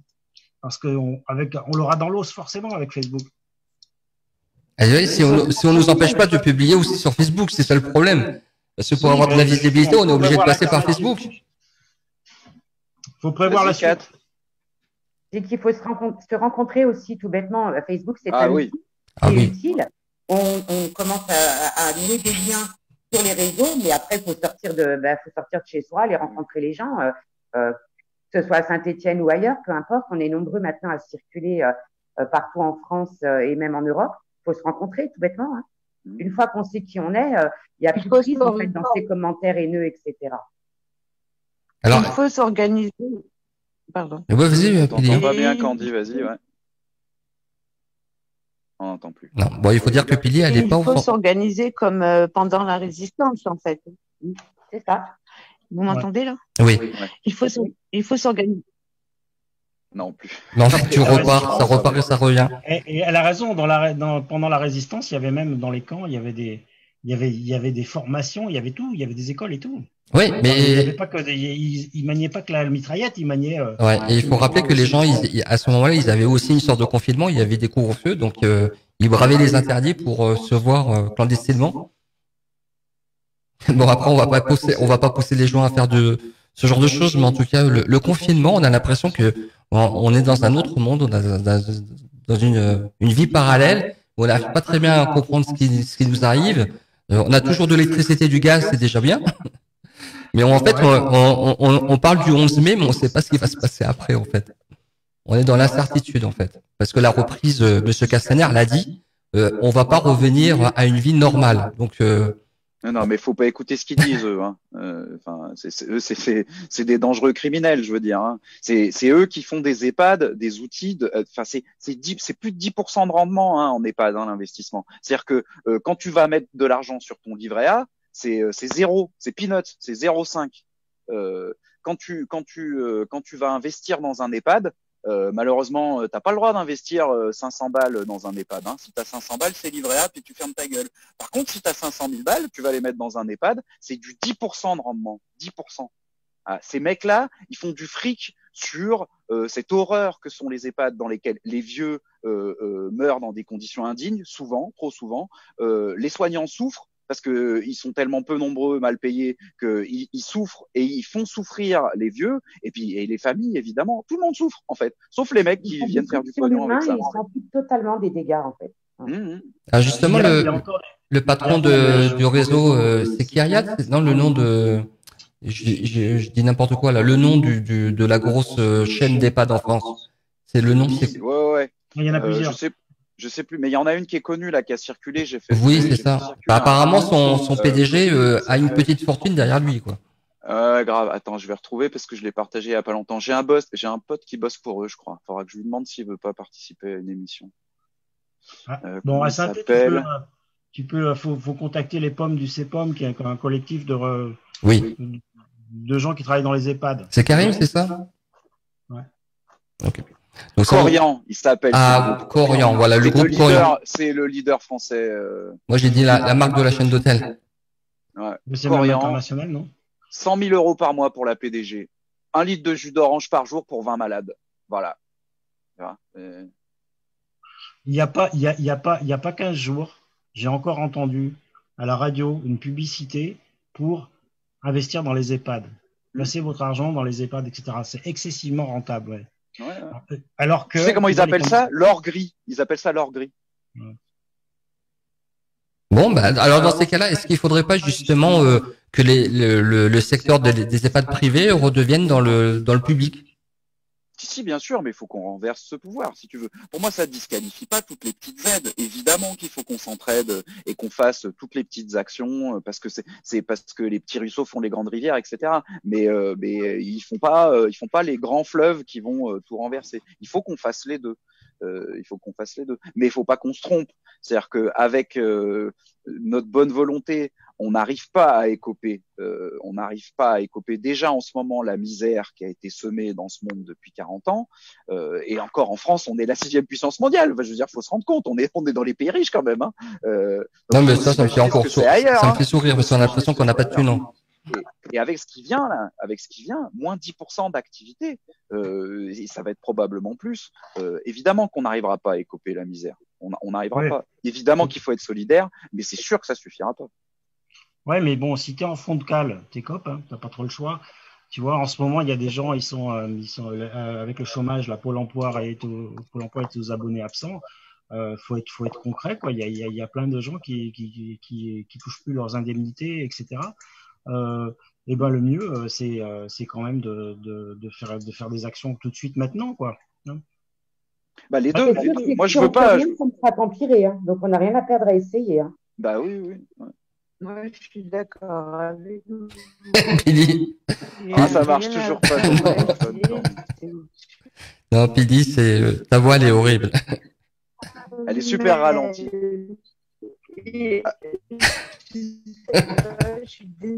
C'est pas grave. Tu racontes. Ah, c'est chiant, c'est dommage. Ouais. Non, bon, après, Ouais. Non, le problème c'est que justement il y a quand même des zones qui sont pas très couvertes encore, sans faire la promotion de la 5G, mais en tout cas au niveau de la 3G. Voilà, c'est ça, Vincent, t'inquiète pas, ils vont nous mettre la 5G partout, sauf que ça tue un peu les oiseaux malheureusement. Et puis justement Fabrice, Philippe va pouvoir nous parler des abeilles aussi. Des abeilles. Oui. Pour la 5G, franchement, il y a de quoi faire un truc, hein, parce que là du coup, comme on est confiné, etc., ils en profitent un petit peu quand même aussi. Et les antennes, elles fleurissent partout. Alors moi, je suis pas contre la 5G. Par contre, je suis contre le fait qu'on peut nous cacher. Il faudrait que tu invites des gens qui sont bien informés sur la 5G. C'est ça, c'est ce qu'il faut en fait. On a à Saint-Étienne. La discussion peut être intéressante quand même. Hein. Parce qu'il faut rappeler quand même que les fréquences des téléphones mobiles, donc de la 3G et de la 4G, sont proches des fréquences du four à micro-ondes. Parce qu'il faut rappeler qu'une fréquence, ça transporte un signal électrique. Donc forcément, ça peut créer des perturbations pour certains animaux et chez les humains, puisqu'il y a quand même des antennes. Moi, j'en ai été victime quand j'étais à Toulouse, où j'ai eu des céphalées, des pertes d'équilibre et autres sur une antenne 4G de Bouygues Télécom qui est au-dessus du toit. Et en intervenant auprès du syndic, ils ont prévenu Bouygues Télécom. Et puis ça s'est vite calmé en fait. Mais en tout cas, j'ai pris cher, hein, je peux vous le dire. Et ça, c'est bien l'antenne qui était au-dessus du toit. Par contre, la 5G, donc, si c'est des fréquences de 2,3 MHz, donc c'est des fréquences quand même qui sont assez hautes. Hein. Ouais, non. C'est la gamme de fréquences du micro-ondes, 2,3 GHz. C'est la même gamme de fréquences pour le Wi-Fi, pour le Bluetooth, pour le téléphone et pour le micro-ondes. Après, c'est pas les mêmes niveaux de puissance. Hein. Non. Après les 5G, il faut les installer un peu partout. Mais invite un peu Denis Nicolier à venir causer. Oui, tu m'as donné les contacts, on contactera. Je crois que ce serait vraiment intéressant de voir ce qu'ils font, quoi. Parce que pendant qu'on est confiné, il y a plein de trucs qui se passent. Hein. Ça continue et voir, il y a plein de choses, par exemple, qui normalement se discutaient de manière paritaire. Tu vois, il y avait un peu les syndicats dedans, etc., qui du coup ont été fermés. Et les décisions sont prises très très rapidement par le gouvernement, etc., sans consulter personne. C'est encore plus rapide. Les tribunaux des prud'hommes sont fermés, ces discussions-là sont fermées, l'Assemblée, ils ferment tout. Enfin, je veux dire, ça a une bonne gueule de dictature. Hein. C'était la dictature 2.0. On peut avoir des doutes sur l'efficacité des choses paritaires, mais quand même, ça retardait un peu l'échéance, ça sauvait des dossiers, etc. Là, c'est carrément, les gens passent à la trappe hyper rapidement, quoi. Les antennes s'installent sans autorisation, les trucs se construisent dans le dos des gens. Tu vois, tous C'est les passé collègues. dans les ordonnances. Hein. Je sais pas si tu as Éric Vermeaux dans tes amis Facebook. Moi, je surveille son fil. Je sais pas s'il nous écoute encore, mais Éric, il surveille bien toutes les ordonnances qui sortent du gouvernement. Et il y a tellement de pépites que moi, j'arrive pas à tout suivre. Hein, mais c'est plus des pépites, hein, c'est une mine d'or entière. Hein. Enfin, je veux dire, ils font tout passer. Mais c'est ça la stratégie du choc, en fait. Hein. Et moi, c'est pour ça que je pense que on n'a pas le choix que de se rebeller vite et fort dès que possible. Mais si on n'y arrive pas, bon, bah, Mais dire, ça ne nous empêche pas d'essayer et d'essayer. Ouais, d'essayer. Au passage, petit message, il y a une école il y a une classe qui va fermer. Je sais bien que c'est juste une classe, et que c'est juste un quartier qui s'appelle le Grand Clos à Saint-Étienne, mais il y a une classe qui va fermer. Il y a une pétition, c'est juste une pétition qui tourne. Je trouve que c'est bien quand même d'en parler aussi et de soutenir ces gens, ces parents d'élèves du Grand Clos. Ouais, ok. Alors justement, en parlant de fermeture de classe, il y a le 11 mai qui arrive. Il y a des solutions qui vont certainement être mises en place. Tout le monde va pouvoir pas repartir à l'école au même moment. Ils vont faire des classes divisées par 2. Ça tombe bien en fait, puisqu'on manque de profs. Comment on va faire? Comment on va faire pour faire en sorte qu'il y ait des classes de 15 élèves alors qu'on manque de profs? Non, mais ça, c'est encore l'amateurisme du gouvernement. Alors, Kate, pardon? C'est une bonne question, je veux bien la réponse. Moi, je suis concernée, j'ai des enfants scolarisés. J'aimerais bien savoir comment on va me convaincre de les renvoyer en classe le 11 en toute sécurité. Là, je veux bien une réponse à ça. Comment ils vont faire? Ouais, sachant que Parce que les miens n'iront pas, hein, c'est clair et net. Le président Macron avait dit justement le 12 mars qui voulait justement fermer les écoles, les collèges, les primaires, les universités, tout ça, parce que les enfants sont ceux et celles qui véhiculent le plus de virus, selon les scientifiques. Parce qu'il a rajouté quand même selon les scientifiques. Donc là, au final, on rouvre les écoles. Oui, dans quel but? Provoquer une deuxième vague de la pandémie, peut-être? Moi, c'est l'idée que j'ai eue. Non, c'est pour que les gens aillent bosser. C'est la garderie nationale. Ça, c'est évident. C'est Les MEDEF. pays commencent à perdre de l'argent, il faut tous retourner au taf. Alors majoritairement, les parents, ils veulent pas remettre leurs enfants aux écoles. On a beau voir les publications sur Internet, dont on a fait un sondage quand même. 85% des personnes sont contre. Donc c'est des chiffres quand même qui sont souvent les mêmes. Hein. Qu'on fasse un sondage en direct ou en différé, on est entre 85 et 90%. Les gens sont contre de remettre leurs enfants dans les écoles. Même mes amis proches qui ont des enfants, ils veulent pas remettre leurs enfants dans les écoles. N'importe quel parent ne mettrait pas leurs enfants à l'école rien que pour leur sécurité à eux, quoi. Il faut être lucide. Personne va mettre ses enfants en danger pour faire plaisir à Macron. Alors justement, si les parents refusent... Attends. Les enfants sont porteurs sains. Ils vont rentrer chez eux porteurs sains.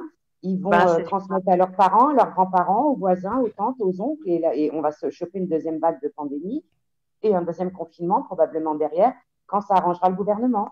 Donc on peut prendre un exemple tout simple. Hein. Par exemple, les enfants véhiculent beaucoup l'époux, par exemple. Donc, s'ils véhiculent beaucoup les poux, ils sont capables de véhiculer les virus et les microbes. Vas-y, Candy, ça a l'air de marcher ton téléphone, là. Vas-y, dis-nous pour les modes d'action et tout ce que tu n'as pas pu dire tout à l'heure. J'ai perdu le fil depuis, mais clairement, ouais. Ça marche pas, ça m'énerve ce truc. Clairement, quand ça y est, on t'entend. Clairement, quand tu as vu la communication. Si tu veux, je te prenne mon codeur, hein, c'est pareil. On rouvre les classes. Pour dire on rouvre les classes, la communication du gouvernement s'est fait juste après que le MEDEF lui ait pratiquement intimé l'ordre de remettre les gens au travail. Oui, mais apparemment, le président du MEDEF est revenu sur sa proposition de faire en sorte que les Français, les Françaises, enfin du moins tous les citoyens, pas forcément les Français, Françaises, mais tout le monde travaille plus longtemps. Qu'est-ce que tu as dit là? Le président du MEDEF est revenu sur sa proposition de faire travailler plus longtemps les travailleurs. Oui, il est revenu là-dessus. Est-ce qu'il va le Ils se maintenir? sont rendus compte que les gens étaient déjà assez énervés, qu'il n'y avait pas besoin de les énerver plus que ça. Enfin, je veux dire, bon. Oui. Mais là, ils sont bien. On fait un petit peu on réessayera dans 2 semaines. Ouais, mais carrément, t'as raison. Et c'est clair et net que le MEDEF, qui ne représente pas les entreprises, qui représente les grosses entreprises, attention, hein, c'est différent.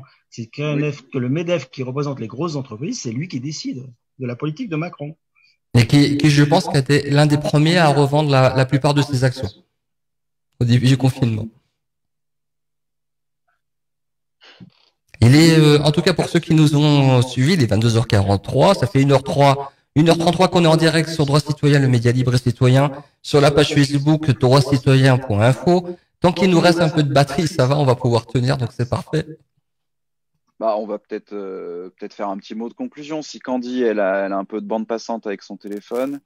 Kat, peut-être, moi j'aurais une question pour toi. Peut-être qu'il y a Candy, elle essaye de parler, mais ça marche toujours pas. Ouais.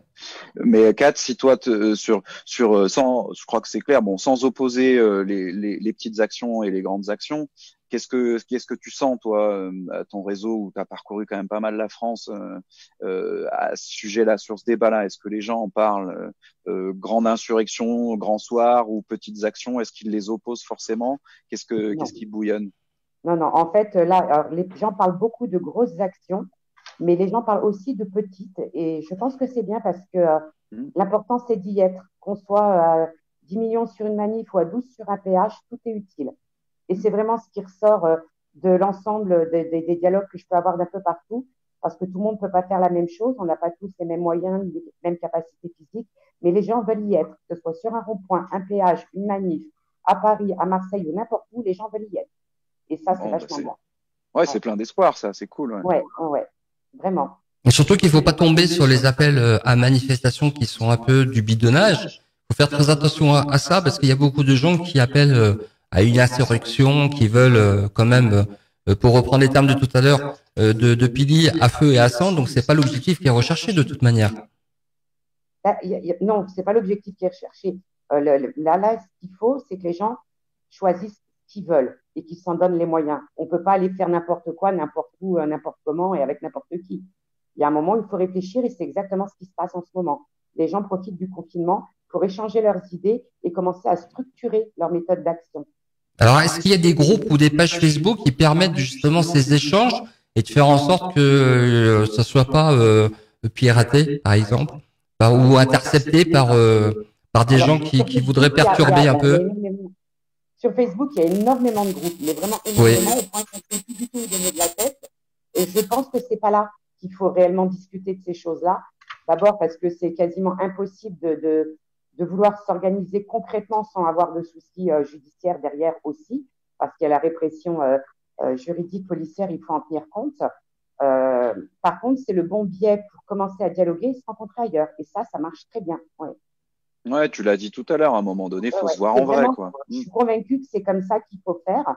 Ça peut être à 4 autour d'un café ou à 200 sur une petite manif ou à 10 000 sur une manif. On noue les liens sur les réseaux, mais on s'organise ailleurs. C'est important, vraiment. Ouais.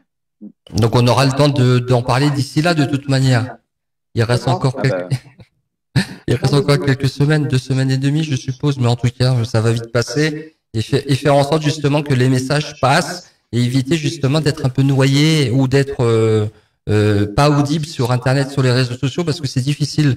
Moi, j'aime pas trop je comprends pas trop le terme de troll. En tout cas, il faut faire des ménages sur certains groupes si vous voulez justement avoir plus de crédibilité, de visibilité. C'est 2 mots aussi qu'on utilise souvent à droit citoyen, c'est très important. Et surtout faire rappeler aux gens qu'il faut arrêter d'appeler des informations qui nous paraissent essentielles, comme des fake news ou quoi que ce soit.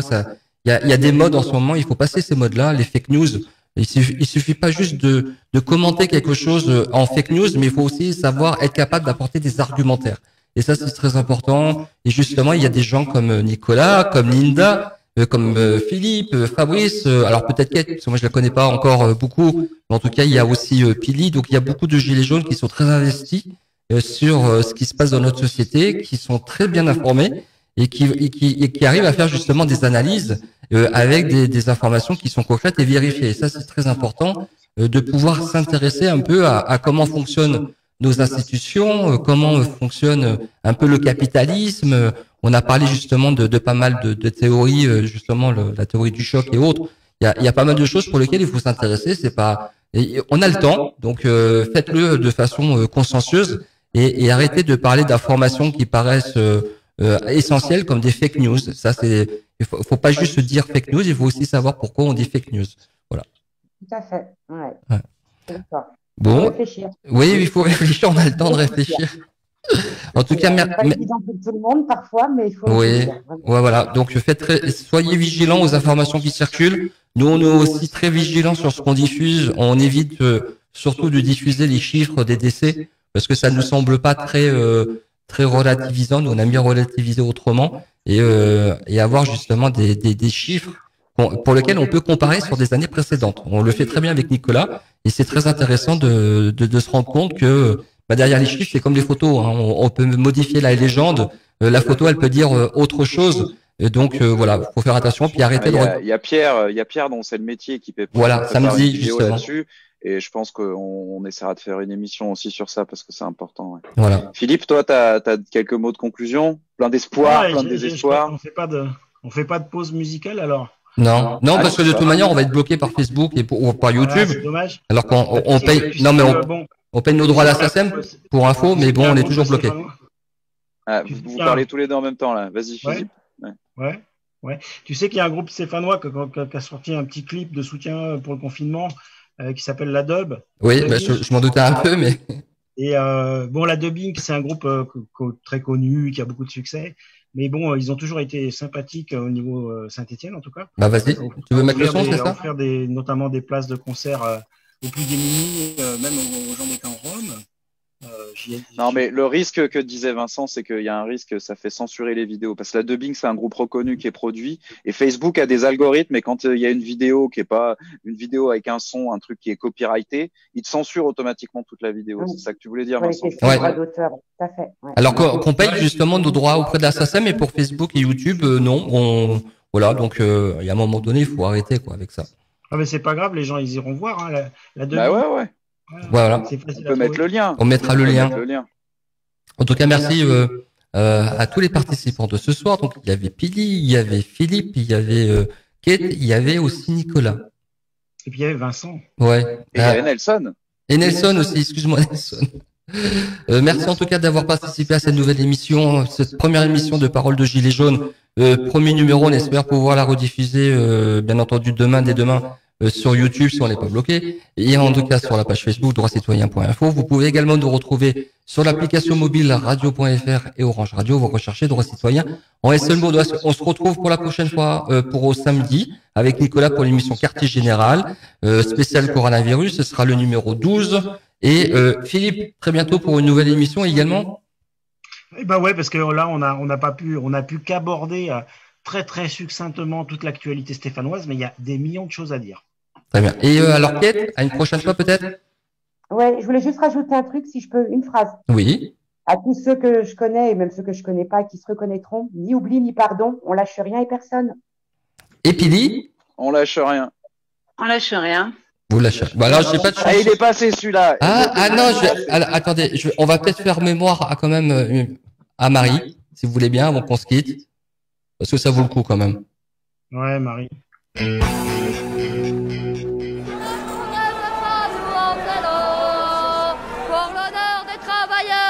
Pour un monde meilleur, Castaner veut nous faire peur, mais on est là, on est là, on est là, même si Macron ne veut pas, nous on est là, pour nos gilets jaunes tombés, pour nos gilets jaunes blessés, et pour tous les condamnés, nous on est là. Vous cherchez un média de proximité, un média proche du citoyen, qu'il soit en plus neutre et indépendant. Alors dites oui à Droit Citoyen, car ce qui nous intéresse chez Droit Citoyen, c'est de vous redonner la parole. Droit Citoyen, c'est de l'information libre et citoyenne, en vous sollicitant pour recueillir votre ressenti sur une actualité qui vous ressemble. Retrouvez toutes nos actus sur notre page Facebook droitcitoyen.info ou sur www.droitcitoyen.fr. Voilà, en tout cas, merci à vous tous qui nous avez suivis en direct sur Facebook Live, sur la page Facebook droitcitoyen.info. Merci à vous tous encore pour une nouvelle fois, pour la prochaine fois. Très bonne soirée. Bonne soirée, merci à toi, Vincent. Merci, bonne soirée à tout le monde. Ça marche.